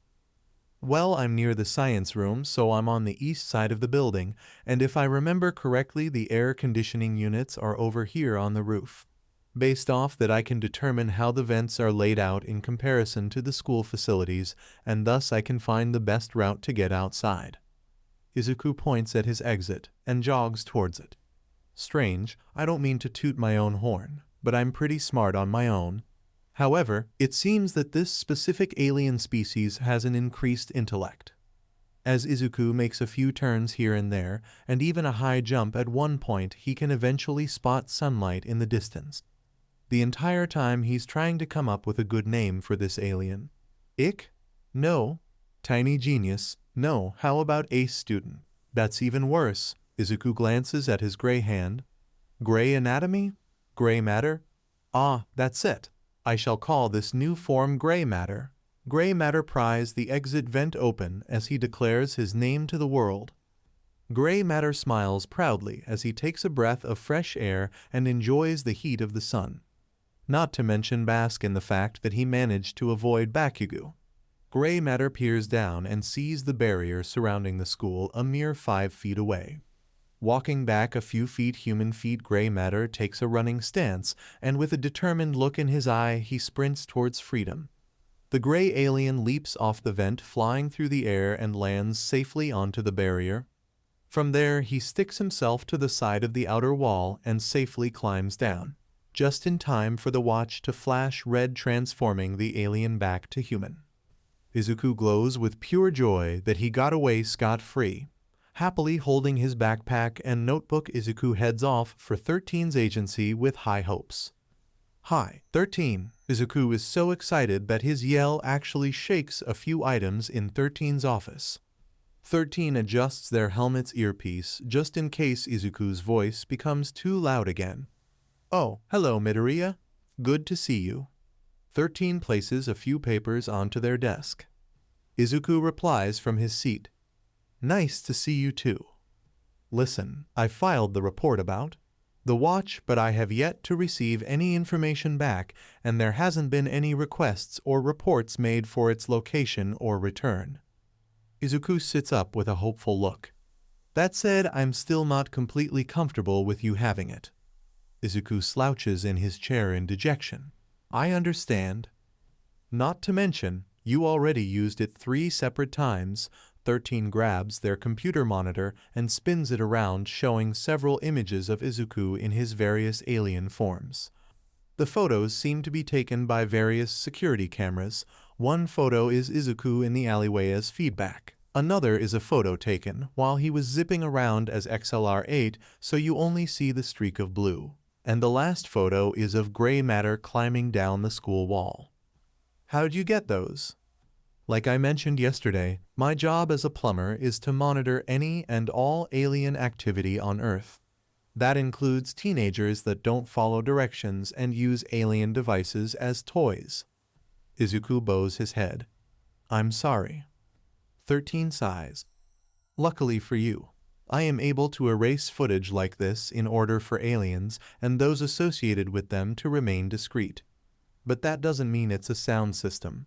Even if people assume that it's just someone with a mutation, there is still the risk of aliens being exposed. 13 glares at the ashamed teen. What you did was incredibly irresponsible. Do you understand that? Izuku is trembling. He feels so ashamed that he can't look the pro-hero in the eye. Why, yes, and I'm sorry. I'm sorry that I disappointed you. 13's eyes soften. I'm not disappointed. Heck, I'm not even mad at you. They lean back into their chair. I'm a bit frustrated by all of this and with myself. After all, I really should have expressed the severity of this situation better to you. And I'm just worried about what the watch can do and what unforeseen consequences it may have. So, I shouldn't be allowed to use it. Izuku grips the watch as if it'll be ripped away from him. It'll just be a strange watch that can't tell time. It'll just be something useless. A tear drips from his freckled cheek. That's how it should be. Oh, okay. The tears begin flowing. Izuku tries his best to hide them by slouching forward, allowing his hair to cover his face. 13 watches on in thoughtful reflection. This boy, he means well, but he lacks restraint. Then again, that might be expected when one grows up without a quirk. Seeing everyone do amazing feats like it's normal, but never be able to have what makes yourself unique. This watch really is a dream come true for him. Can you answer something for me, Midoriya? Izuku sniffs, rubbing his eyes as he picks his head up. 13 looks the young man in the eye as they ask him a question. Why do you want to be a hero? Izuku thinks about his answer before answering. I'm a quirkless kid without any powers, but ever since I could remember, all I've ever wanted to do was be a hero that saves everyone with a smile that inspires and gives them hope. And honestly, I nearly gave up on that dream. Izuku holds the watch up in appreciation. But then I found this watch, and it's able to give me powers. Powers that I could only dream about. Powers that I would hopelessly wish for. Yet here it is sitting on my wrist. So, maybe it's a sign that I can be a hero. Izuku's eyes burn with a silent passion that's determined to prove his self-worth. And 13 can sense it. All right. Huh? I believe that you can be a hero. Izuku stares wide-eyed at the rescue hero. Really? Yup, and I'll help you make that dream into a reality. Really? Izuku shoots up out of the chair with a mix of disbelief and excitement. Yes, but there will be some caveats. Anything is fine with me. 13 holds up a finger. 1. Don't go using the watch for personal gain. 2. Don't tell anyone about the watch, aliens, or the plumbers. Izuku comedically bows rapidly. Okay, I promise. Wait, there's a third condition. The last condition is that you must assist me in plumber work. Izuku gives the hero a surprised look. Excuse me. You heard right. You see, the plumbers on Earth are extremely understaffed, and bringing in pro heroes could complicate things. Also, while employed under the plumber name, you will be allowed to keep and use the watch as you see fit. So, this is also in your favor as well. Tears of joy begin to form. So, this really means, yes, you can be a hero. 13 stands and raises their hand towards the boy. I will help you achieve that goal. Thank you, that means a lot to me. Izuku clenches at his heart as he tries to prevent himself from crying. 13 pats his shoulder and lets him get his emotions out. I wonder if I should tell Midoriya about him. No, it's not my place to tell. Perhaps someday he will find out for himself. In the meantime, I'll watch over him. Who knows what the future has in store? Early the following Friday morning, a tall, muscular mutant with red skin and 4 arms is hauling around junked appliances and trash. I'm sorry, but why am I doing this again? The Red Hulk turns towards the street where 13 is watching him. 13 walks over towards the red alien. You need to get a handle on your powers. This place is secluded, free of the public eye, and well hidden.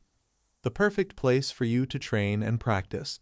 Not to mention, you can do some real good for the public by removing all of this waste and trash. If that's the case, the red alien easily chucks the broken appliances onto the side of the road. Then 4 arms is perfect for the job. 4 arms flexes to emphasize his point. 13 raises an eyebrow at the morphed Izuku. 4 arms? 4 arms sheepishly smiles while 2 of his hand rub fingers and another hand rubs the back of his neck. Yeah, I've, been given these aliens' names. Oh, I guess that's all right. I don't really have a problem with it. They will later regret that statement. Where is all this trash going anyway? The metal is going to UA, where the support course can make great use of it. The rest is going either to the recycling plant or the dump. It's always good to recycle. Also, I wanted to show you this. 13 hands the red alien a binder. 4 arms flips through the binder, reading the title. The All-American Dream Plan? A new colleague of mine wrote it up for me. It's a detailed training regimen to help you prepare for the UA entrance exam in 10 months. I did, however, edit a few things here and there to accommodate for alien transformation training. The 4-eyed alien grips the binder a little tighter. Do you really think I can do it? 13 places a hand on the kid's shoulder. Of course. Thanks. I do have one question though. What's this physical and stamina training?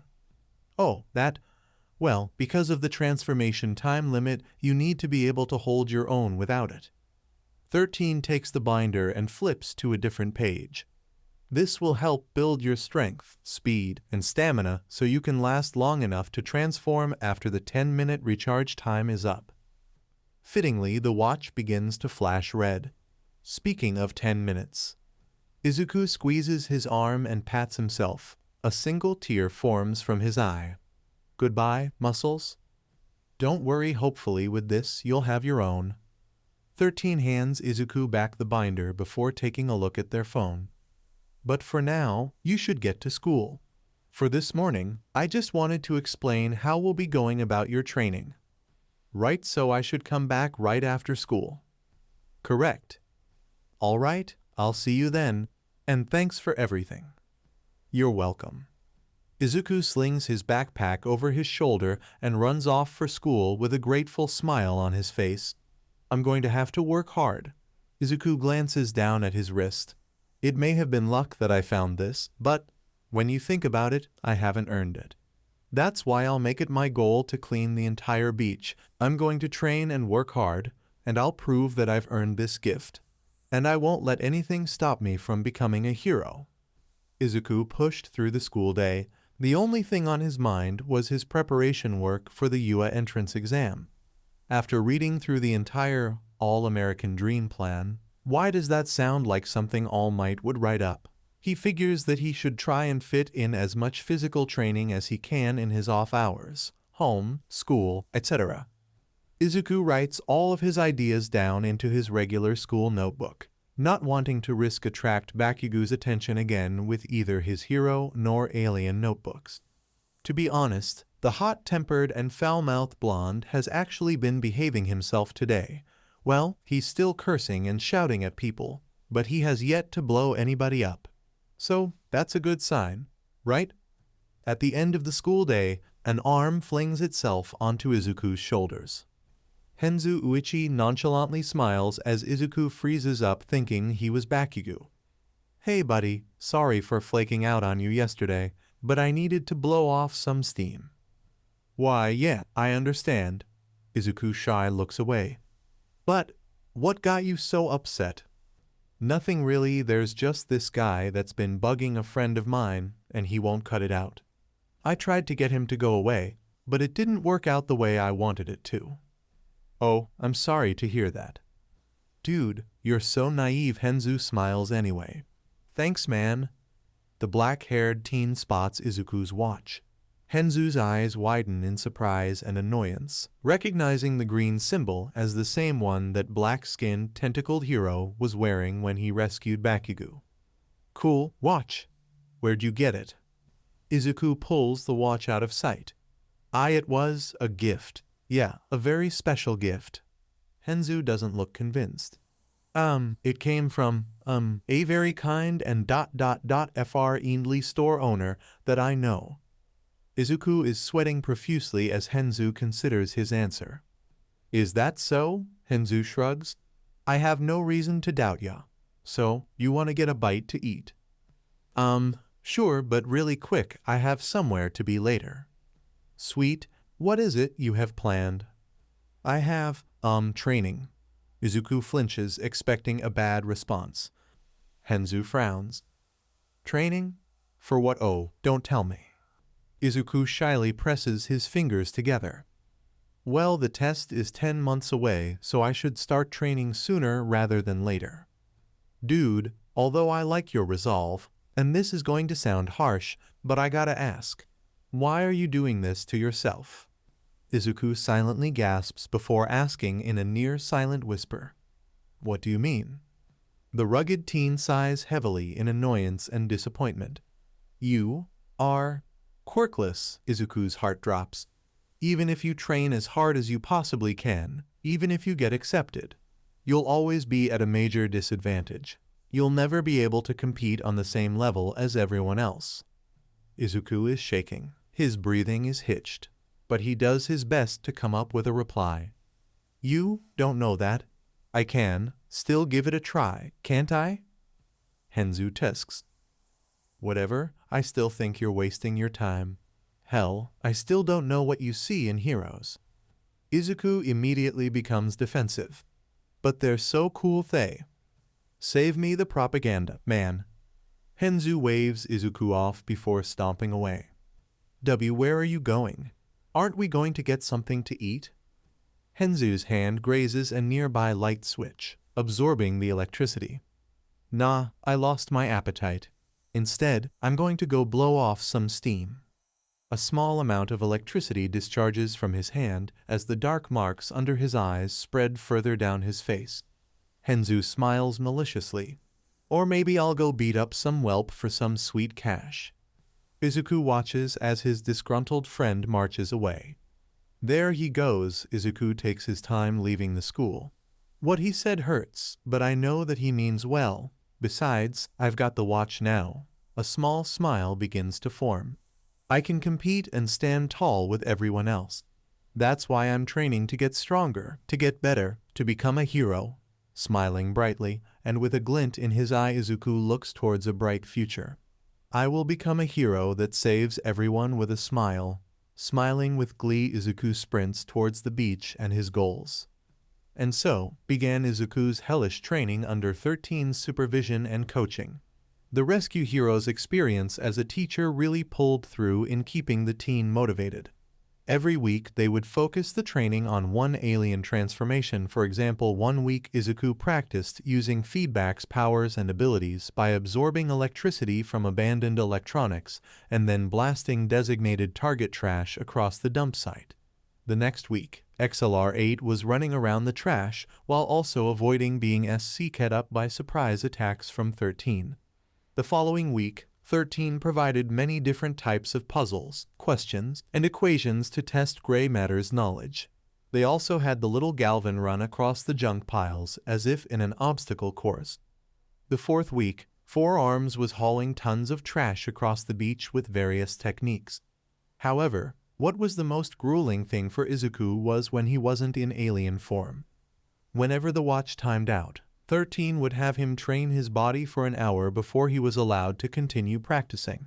While as a human, 13 would have him haul trash through various methods as to help develop all of his muscles rather than a select few, even bringing out exercise equipment every now and then. Then, of course, there was Izuku's own personal training regimen. He began the habit of doing small exercises while in class by bringing in smaller weights. He would jog early in the mornings, and he even got his mother to cook healthier foods for him. He also stopped using the watch outside of training just in case he ran into Bakugo or Henzu in one of his altered forms.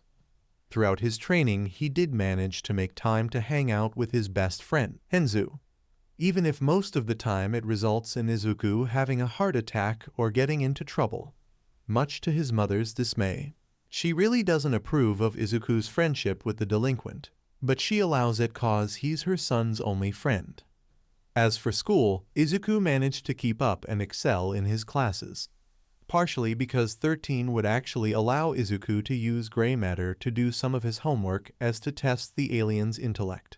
Heck, it's actually gotten to the point that 13 brought in some advanced workbooks from Yua. Another plus side is that Bakugo seemingly decided to outright ignore his childhood friend, but every now and then he tried to put Izuku's in what he thinks is his place. And this is what Izuku's life was like for the next month. Throughout the month, he also learned a few things about the plumbers and aliens. So, yes, aliens to live on Earth, but they keep their presence on the down low and keep to themselves most of the time. Most of them can easily blend into modern-day society since they can pass themselves off as having mutation-type quirks. However, there is not that large of a population of aliens on Earth for several reasons. No real reason to come to Earth. The Earthlings have yet to achieve efficient space travel, but mainly because of the heroes and quirks. With such powerful heroes that are trained to take on powerful villains, it's a bit of a risk to have one discover their identity for fear that the public will see them as a threat. Plus, even conquering cultures of alien don't interact with Earth, seeing it as too much of a challenge and a waste of resources. That leaves a small population of quiet and peaceful aliens that choose to make Earth their home. Because of this, these aliens don't cause any trouble, hence why the plumbers in Japan are understaffed. There isn't a lot of reason to prioritize resources for a division that gets no trouble from the aliens they're supposed to be monitoring. And as things are now, that's not really going to change anytime soon. Somewhere above Earth's orbit, a damaged space cruiser is currently undergoing repairs. Within the medical bay, there is a large cylindrical recovery tank that's filled with tentacle-like wires, all of which are attached to a green-skinned octopus-like alien in a comatose-like state. Nearly half of its body is burned away, with much of the body missing, such as an entire leg and arm, and even part of its upper body. A red and black humanoid drone approaches the tank while observing a monitor. Vitals are stable. Waking in 3, 2, 1. Greetings, Master. The commander awakens from within the tank. A respirator attached to his mouth is assisting his breathing. Taking a heavy and painful breath, the alien speaks between gasps. How long have I been like this? The monitor drone replies. 730 hours. I've been unconscious for a month. Report, where is the Omnitrix? The Omnitrix is not in our possession. The alien commander is so angry that he would destroy the monitor drone if he could.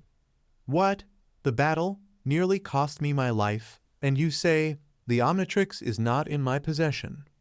Sensors indicated that a probe was jettisoned from the ship before it was destroyed, and it landed on the planet below. The monitor drone generates a projection of Earth. While you were under, Master, we have been monitoring the Omnitrix. We've been able to pinpoint when and where the Omnitrix has been activated. Use? As in someone has already claimed it? Yes. Have you tracked it down? Yes. The wearer of the Omnitrix seems to be located on Earth in a country called Japan. For a split second, the commander looks surprised and then intrigued. Earth, I know of it. It's the fire breather's home world. And if I'm not mistaken, many beings on that planet are equipped with unique powers and abilities. The commander considers his options. This complicates everything. If the population of this planet become wise to my intentions, there is no thought that they will rise up to challenge me. I need to think about this strategically. It's Friday, and Izuku had agreed to meet 13 near the warehouse district. As Izuku nears the warehouse that 13 directed him to, he excitedly ran up to his trainer, who is already waiting for him there. Hi, 13. 13 futilely tries to cover their ears. You have got to stop doing that. Sorry. So, why are we here? We are here because you need a change of pace. Excuse me? 13 gives Izuku a stern look. You've been overexerting yourself. Izuku rightfully looks ashamed, probably for being caught. The all-American dream plan was designed to efficiently get you in shape while making sure that you could handle it. However, you haven't been following it. Instead, you've been pushing yourself far too much. Izuku looks away in embarrassment. How could you tell? When you're a teacher, you pick up on things like this. 13 chuckles to themselves. So, I figured why not change things up for today. For today, we will be doing some plumber business. Huh, like a mission? Izuku smiles excitedly. No, nothing like that. This is more of a inspection. Inspection? Izuku looks at the large warehouse. Does it have anything to do with this building? 13 smiles and waves Izuku towards the doors. Follow me and find out. Oh, and try not to get overexcited, alright? It may start a panic. 13 opens the large metal doors, stepping inside. Izuku hesitates before following. He has no idea what he's in for. Is he entering a secret alien base, an alien hive? Just what kind of horrible monstrosities wait for our young hero within this gigantic warehouse? A grocery store, apparently. Yup, just a very large and normal grocery store. Well, mostly normal as long as you can ignore the non-human shoppers, bizarre foods and products, and the strange smells. Aliens, not humans with mutation, but real alien from across the cosmos are going about their business. Each one of them is different. They're slimy, creepy, fast, and strong. They're every shape and size, each one more bizarre than the last. Some, however, are wearing regular human clothing, since most, if not all of them, can pass as mutated humans. For example, there is a pink rabbit-like alien with what looks like metal encases his yellow eyes who's buying a bag of tentacles. There's a fat alien with pale pink and dull purple skin with a large round nose, 4 eyeballs, and a blue tongue. The yellow Hawaiian shirt is nice though. There's also an alien that has an egg-like exoskeleton with the top half made of glass, 2 thin robot arms on the side, and a metal mouth mimicking sharp teeth in the front. Within the egg are 2 eyeballs held up by a green-like slime. Obviously, some have an easier time blending in than others. And they are all shopping for delicacies, products, and supplies that are literally out of this world. Hell, some of the food products still look alive. This is amazing. Izuku furiously scribbles away into his Hero Transformation #1 notebook, making new sections for aliens not in the watch, alien items, and other information. 13 tries to quiet down the excitable teen. Midoriya, stop. You're scaring everybody. Indeed, the strange aliens are ironically weirded out by the kids' muttering and frantic writing. Some even leave the store, worried about their status as aliens being exposed.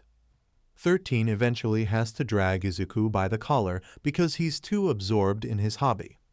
The space hero drags Izuku towards a food counter near the center of the giant store.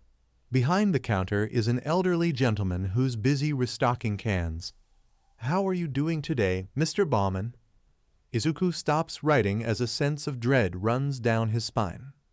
Mr. Bauman sets down the last of the cans before turning around with a friendly smile. I'm doing well, thanks for asking. 13. Wait, Izuku?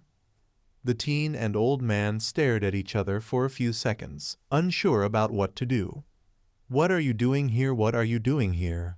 They both ask at the same time. 13 raises an eyebrow. You two know each other? Izuku is the one to reply. Yeah, we're neighbors. Mr. Bauman gives the teen a suspicious look. Yes, and last time I checked you're no alien. Izuku opens his mouth to ask a question, but the shopkeeper beats him to it. And no, before you ask, I am not an alien.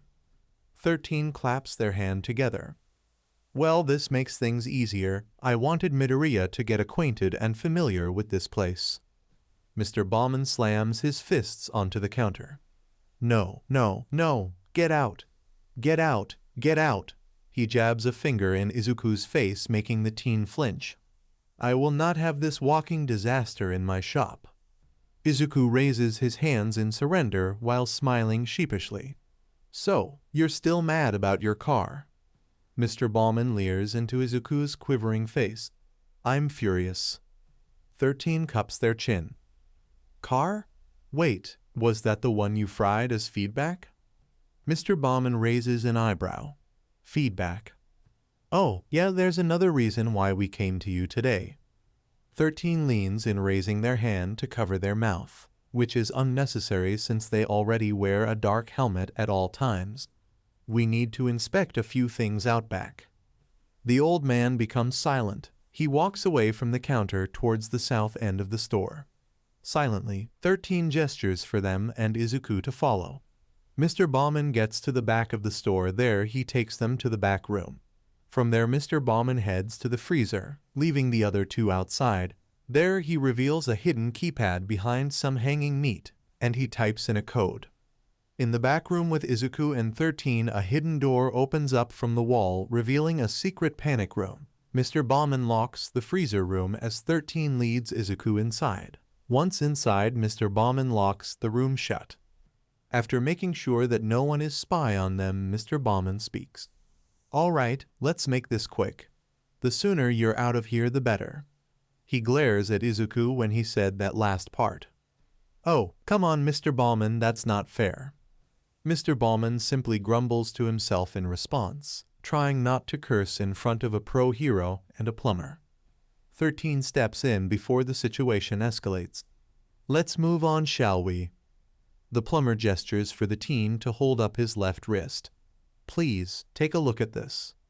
Mr. Bauman leans in to examine Izuku's watch. What is it supposed to be? 13 can't help but admit that they feel a little disappointed by that answer. "We were hoping you could tell us." Izuku finally snaps, not completely understanding why they're here. "I'm sorry, but what can Mr. Bauman tell us about it? I mean, I once had to show him how to record stuff on the TV." Mr. Bauman was about to scold the boy, but 13 cut him off. Mr. Bauman owns one of, if not the best intergalactic grocery stores in all of Japan, meaning any and all alien life forms come here to shop, making Mr. Bauman one of the best informants out there since he has direct access to gossip, rumors, and other information. Mr. Bauman adjusts his glasses, examining the watch. "Tell me, what do you know about it?" "It's a device that transforms the wearer's DNA to that of several different alien species, albeit for 10 minutes at a time." Mr. Bauman takes a minute to think. Sorry, but I've never heard of anything like this before." A thought crosses the story owner's mind that makes him frown. "Does your mother know about this young man?" Izuku's legs begin to tremble. Well, no, not exactly." At least Izuku has the sense to look ashamed. Mr. Bauman shakes his head in disapproval. "I guess it's not my place to say anything." Another thought enters his mind and his deposition turns to anger. "Wait a minute. You were wearing that thing when I lectured you a month ago." Izuku blanches. "Why, yes." "So, you lied about the faulty wiring accident?" Izuku gives Mr. Bauman a sheepish smile. Mr. Bauman facepalms. "I can't believe I bought that story. You're going to pay back the damage you did to my car." But Mr. Bauman. "No buts. You're going to take responsibility for what you did." 13 sees an opportunity here. Actually, this will be mutually beneficial for everyone. Not taking his eyes off Izuku, Mr. Bauman inquires clarification. "How so?" "Midoriya will work here at your store every Saturday to pay off the damages." Izuku's eyes would have popped out of his head if they weren't attached to his skull. "What? But what about training?" "You've been pushing yourself too hard. Working here will allow you to take it relatively easy while also getting familiar with the alien community in Japan." Izuku considers the proposal such as the fact that he can meet new aliens and learn a whole lot from them. "I guess that works for me." 13 and Izuku look to Mr. Bauman. "I suppose it works for me as well." 13 nods their head in approval. "Good," they turn towards the greenette. "Also, I think we can work in some more alien practice while you're here." Izuku immediately perks up. "Really? How?" 13 grabs the watch, activating the dial. "Go ahead and try this alien out. It's a real team player." Izuku gives his mentor a very curious look. The monitor drone sprints towards his greatly wounded commander. "Master, the sensors have detected the Omnitrix." The alien commander remains silent for a moment. "Send an infiltration drone to retrieve the Omnitrix." The commander has a coughing fit. After calming down, he continues.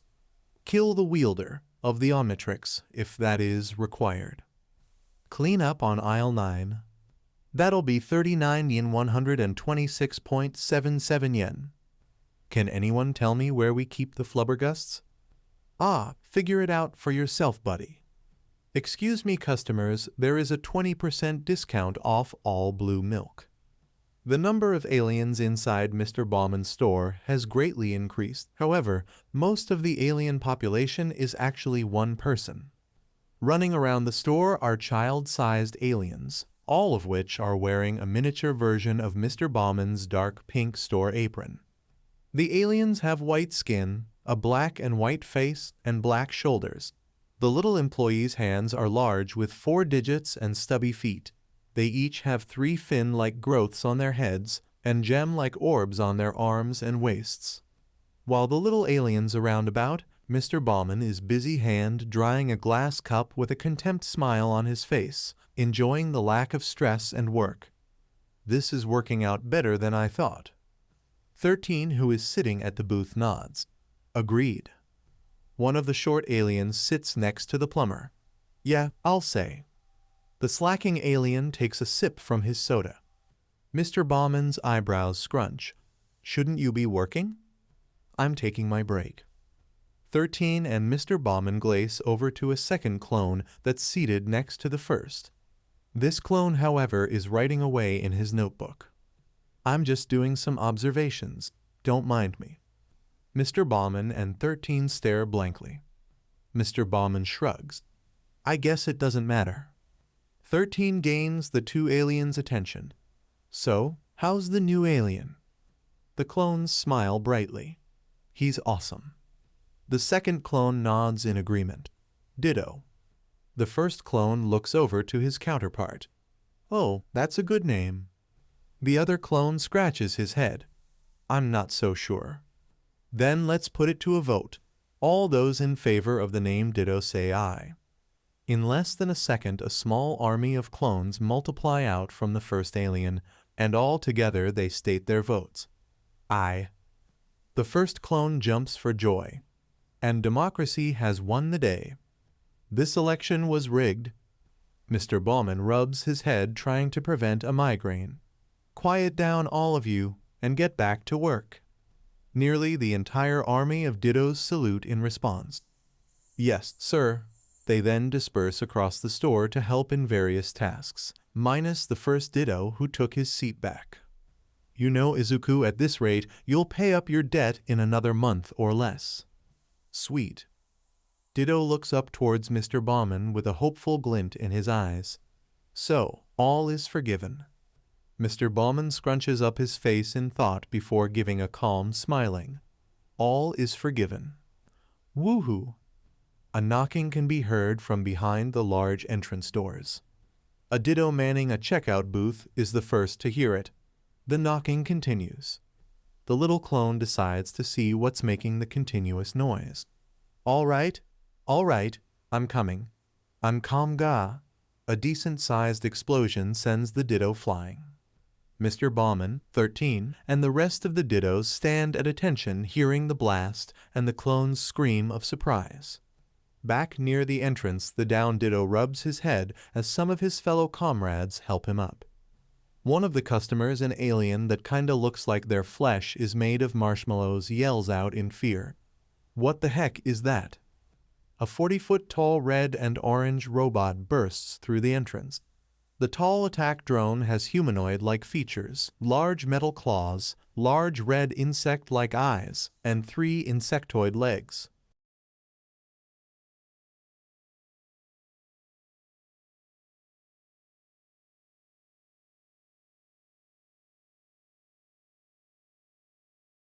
The assault drone steps forward, locking onto the surprised and cowering Dittos, specifically onto the symbols on their heads. The robot's eyes glow red as a laser beam fire out. Acting fast, the Dittos merge into one clone to avoid the beam. The remaining Ditto scrambles away in fear, screaming all the way. The robot gives chase, shooting lasers at the fleeing alien. As the robot rampages, the other extraterrestrials are stampeding away. One of the Dittos is heavily bothered by their terrified expressions. The same Ditto glares up at the rampaging intruder. Meanwhile, the Ditto being chased dives behind some shelves. The robot takes aim, ready to blast its target. A tin can clanks off its head. "Hey, buddy," the robot turns its metallic head. "If you mess with one of me, then you mess with all of me." The Ditto holds his hands up wide as other Dittos stand with him. The robot actually takes a step back as if wary of the increasingly large army. "What's the matter? Are we too much to handle?" One of the clones folds his arms together, looking very smug. "If you wanted a fight, then you should have brought some friends with ya."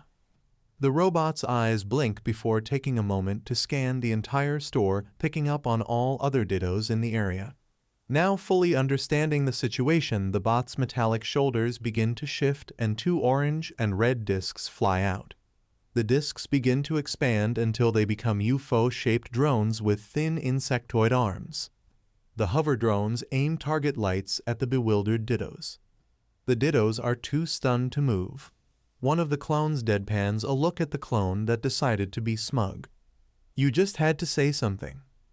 The once smug clone smiles in embarrassment. The hover drones open fire on the Dittos, who scream in fear. A few even have tears in their eyes as they run away. The assault robot joins in on the onslaught, blasting lasers from its eyes. The Dittos manage to avoid the blasts, but the same cannot be said about the store shelves. As the Dittos spread out, so do the attackers, the latter trying to eliminate as many clones as they can. One of the lasers detonates a little too close to one Ditto. The Ditto is blown away, skidding across the ground. The morphed Izuku can feel the heat from the blast burning his arm, and his harsh fall doesn't help matters. 3 other Dittos scream out at once, despite only one of them being hit. "Ouch, that hurt." The down Ditto looks up at the other 3. "Wait, you felt that?" "I did." "I felt it, too." Another Ditto points at his clones. "Wait, how did you guys feel that? You weren't even hit." A looming shadow falls over the small group of clones. Hovering above them is one of the hover drones, aiming its blasters at the distracted aliens. As the Dittos stare up in horror as the blaster makes a buzzing sound as it prepares to fire. The wind picks up. Dust, debris, and store products begin to flow towards a single point. The hover drone gets pulled by some invisible force as food and broken shelves fly around it. Also being gravitated away, the Dittos multiply to form an alien chain that attaches itself onto a metal pole. The chain them re-emerge with themselves until only one Ditto is attached to the pole. The hover drone is eventually got into 13's black hole. 13 covers their finger, stopping the attack. "Midoriya, you're a Splixon." "No, I'm an alien." "Yes, an alien that has shared senses." Another Ditto seemingly pops his head out from a pile of cans. "What does that mean?" "It means a hover drone latches onto 13, trying to push them away. 13 in turn tries to pry the enemy away. If one clone feels pain, then all clones feel it." "Oh, is that all?" "No." 13 manages to push the drone over their head, letting it fly a distance away. 13 activates their quirk, seeking up the hover drone. "If one of your clones die." A mechanical clank resounds over them, drawing 13's and Ditto's attention.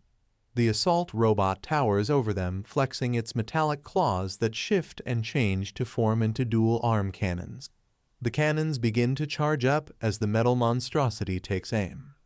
More Dittos pop out from their hiding places as the main Ditto gulps. Then, we all die. The robot open fires, sending the heroes diving for cover. 13 slides away towards the store's center food stall. They then jump over the counter to use it for cover. A blast launches a Ditto towards the stand. The Ditto rolls on the ground before slamming into the side of the food stall. The dizzy Ditto lands upside down against the booth.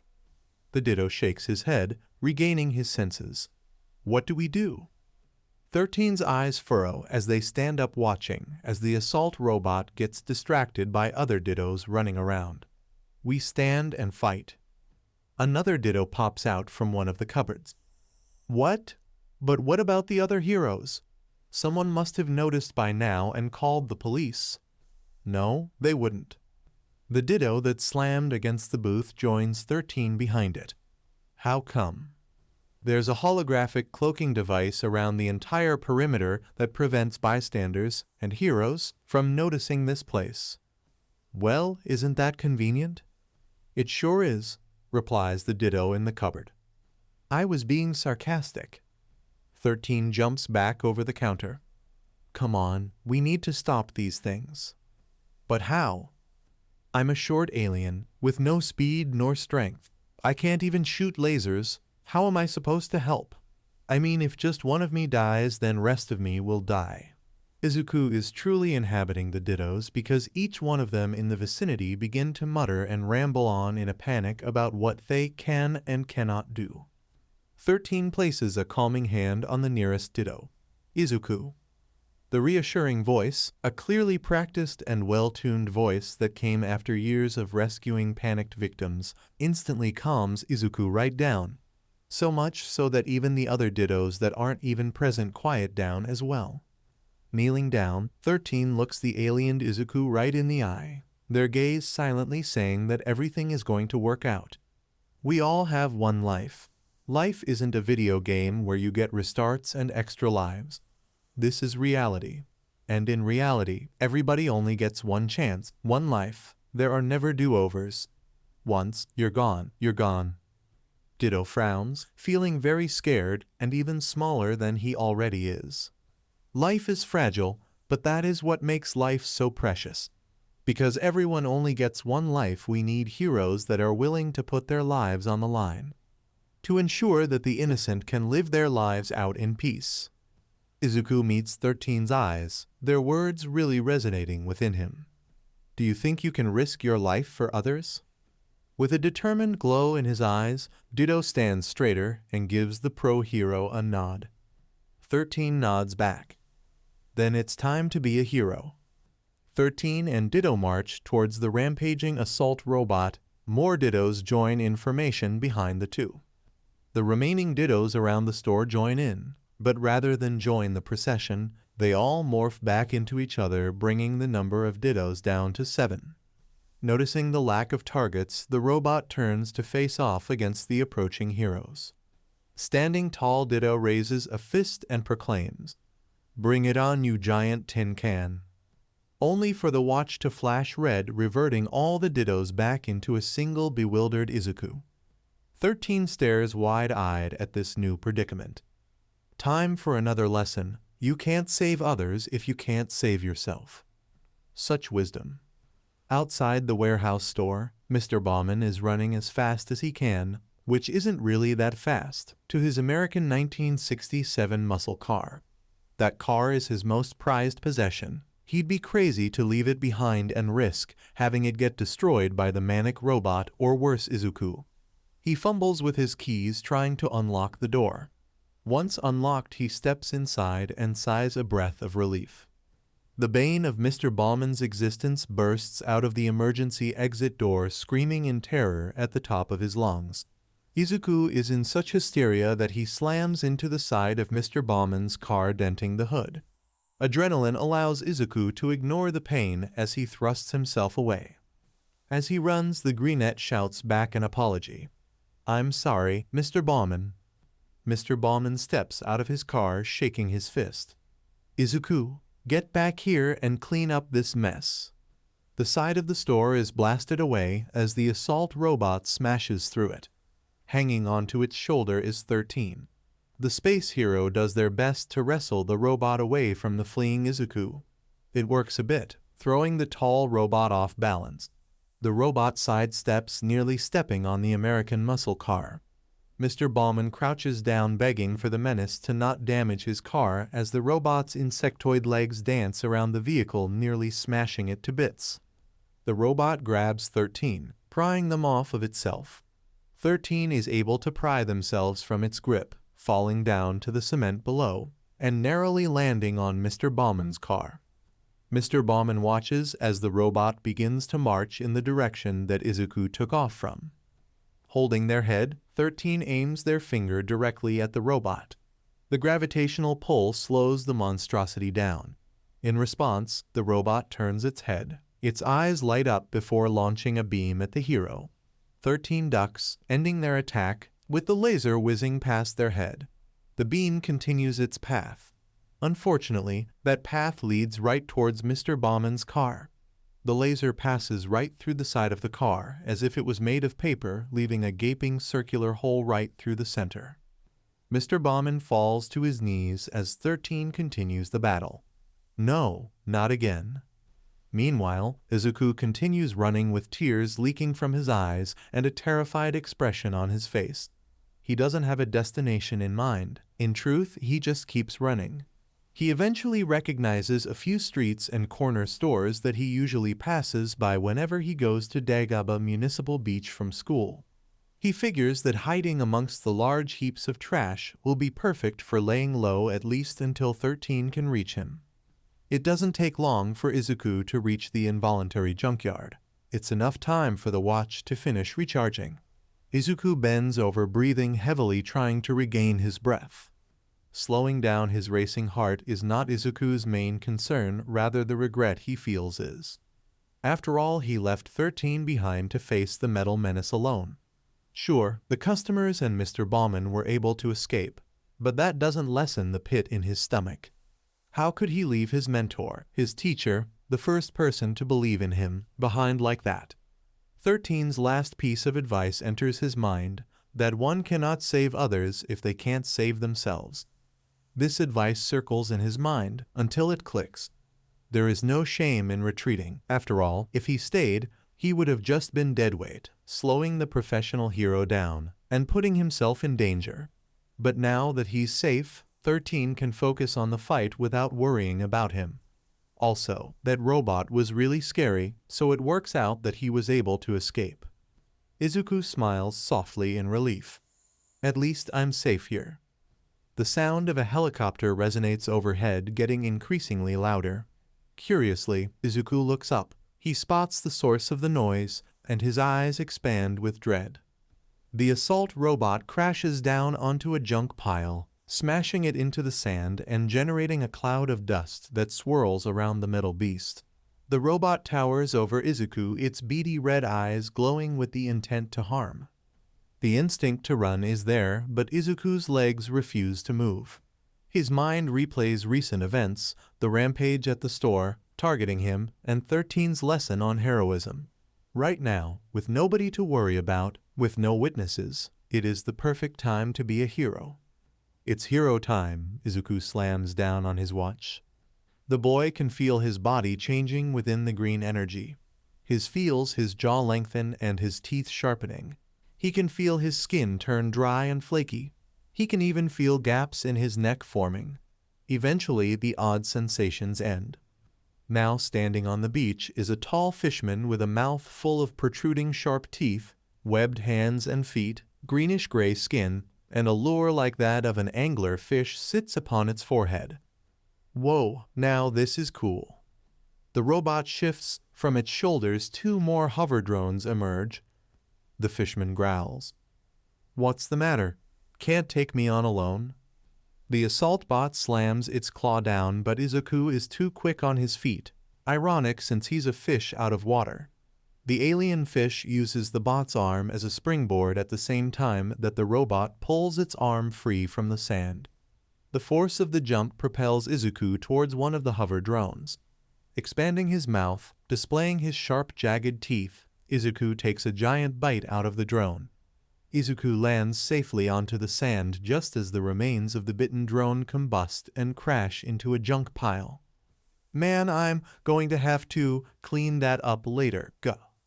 Izuku is having trouble breathing. He's actually gasping for air, so much so that he almost feels like he's choking, like he's completely running out of oxygen. That's when he holds his neck and realizes something that should have been pretty obvious to him from the start. He has gills. The robot and the remaining drone charge, firing lasers at the fishman. Izuku barely avoids the onslaught as he rushes towards the ocean. With a mighty leap, Izuku dives into the refreshing and breathable water. The fish alien takes deep breaths. Looking down, Izuku notices that his legs have merged together to become a mermaid-like tail. Up on the beach, the assault robot aims its arm cannons down towards the waves, firing a barrage of lasers into the water. Acting fast, Izuku swiftly and somewhat gracefully evades them all. Meanwhile, the hover drone flies over the water trying to pinpoint him. Izuku leaps out of the water, and with one chomp Izuku grabs the drone and pulls down into the water, where it leaks oil, sparking from its gash marks before shutting down. Making sure to finish the job, Izuku lodges his sharp claws into it and using his increased strength to tear the drone in half. I think it's time to go after the Whopper. Izuku pops his head out of the water before diving back down just in time to avoid getting his head vaporized. The assault robot continues its barrage of attacks, using its sensors to lock on to Izuku's alien watch. Unfortunately for the tin can, Izuku is too quick for it, especially in the water. Izuku lunges out of the water, grabbing onto the robot's right cannon. He takes a bite, ripping off the robot's arm. Lose something, tin can? The robot uses its last claw to swipe at the fishman. It hits its mark, launching Izuku into the sand. And acting fast, the robot pins him down. Apparently not. The robot leans in, its eyes glowing, aiming a laser for the fishman's head. Not letting fear take over, Izuku grabs a metal pole and lodges it into the robot's arm. With the grip loosened, Izuku wiggles free just as the laser blasts the sand. The detonation was too close and powerful that the robot's face is damaged by its own attack. The robot sparks as it straightens up, not giving it a chance to recover. Izuku tears through two of the bot's legs. The robot tips over, falling onto a pile of scrap metal. A large piece of metal pierces through the robot's right shoulder, making its right cannon useless. The robot shakily turns its head, sparks flying out from its eyes and neck, trying to find its target. Izuku jumps up, his piercing claws at the ready, and stabs through the chest of the downed robot. The sound of gears shifting stops as the glow of the robot's eyes dim. Izuku frees his scaly hand from the robot, taking a few deep breaths before remembering that he needs water. Turning around, Izuku dives into the shallow shore so that at least his gills are in the water. Izuku smiles in contempt. Ah, much better. With his back turned, he fails to notice the red eyes blinking back to life. The robot's head shakes violently as it aims one final attack. It never gets the chance to, however, as it and the entire scrap heap it was laying on gets SC'd up into the nothingness that is 13's black hole. Midoriya, are you alright? Finally taking notice, Izuku reels around. I'm real good. Ha, 13, you should have seen me. I was ripping through these guys like they were nothing. 13 approaches the water. Understandable, Pisces volans are known for their powerful jaws that can rip through anything. Izuku cups his chin, or where his chin would be, but fish don't have chins. Jaws rip? Jaws rip? No. Ripjaws? Yeah, Ripjaws smiles happy with his name. He takes a mental note to write that name down in his notebook. After some time, Izuku turns back to normal. Together, 13 and him look out to the open ocean, simply enjoying the fresh ocean breeze and the gorgeous view. 13 places a hand on the boy's shoulder. Good job today, Midoriya. Izuku is a little nervous to ask. Really? Oh, yeah. For being untrained in combat or hero work in general, you did amazing work today. And it's true, he not only fought off 3 killer robots all on his own, but he also helped guide aliens away from danger back at the store when he was Ditto. Also, because he went to the beach, he was able to avoid involving other people and heroes into the mix. Thanks. Don't mention it, though it is a bit concerning. What is? That robot was targeting you. Do you think it was after the watch? Maybe, can't be too certain. Who knows, maybe it just didn't like your hair. Why wouldn't it like my hair? And why does that even matter? 13 gives Izuku a deadpanned expression. What I mean is that I have no clue why it came after you. Oh. 13 waves it off. Don't worry about it. Just take the day off tomorrow, all right? And in the meantime, I have to file a report. I'll also look into what that bot was after. 13 doesn't look very happy, probably because this will take too much paperwork that's going to keep them up for several hours tonight. Izuku nods. Sounds good. Also, 13. HM. Thanks for saving me today. 13 pats Izuku's head, fluffing up his already messy green hair. It was no problem at all. The alien commander examines the footage that was broadcasted by the assault robots and its drones. The commander glares at the sight of the Omnitrix upon the Splixons. The image of one of Earth's heroes interfering really frustrates him as well, and the sight of the drones being torn apart by the Pisxis Volin infuriates him to no end. The Omnitrix should be his and not in the hands of a lower life form. His entire plan, his ambitions are falling apart because of some child. Yes, the most upsetting piece of information received was that of a human child wearing the Omnitrix. The most powerful weapon in the galaxy is controlled by a being whose species haven't been able to achieve space travel. Talk about pathetic. Yet, here it is. A small boy with green hair and a freckled face is all that stands between the commander and his quest for galactic conquest. Unfortunately for the boy, this being has experience with removing obstacles that hinder his ambitions. Thank you for joining us on this incredible journey through What If Quirkless Deku Had Omnitrix. I hope you found it as intriguing and thought-provoking as we did. A big shout out to Guardian-Sigil for crafting such a compelling story. Don't forget to check out their profile on fanfiction.net for more amazing works. The link is in the description below.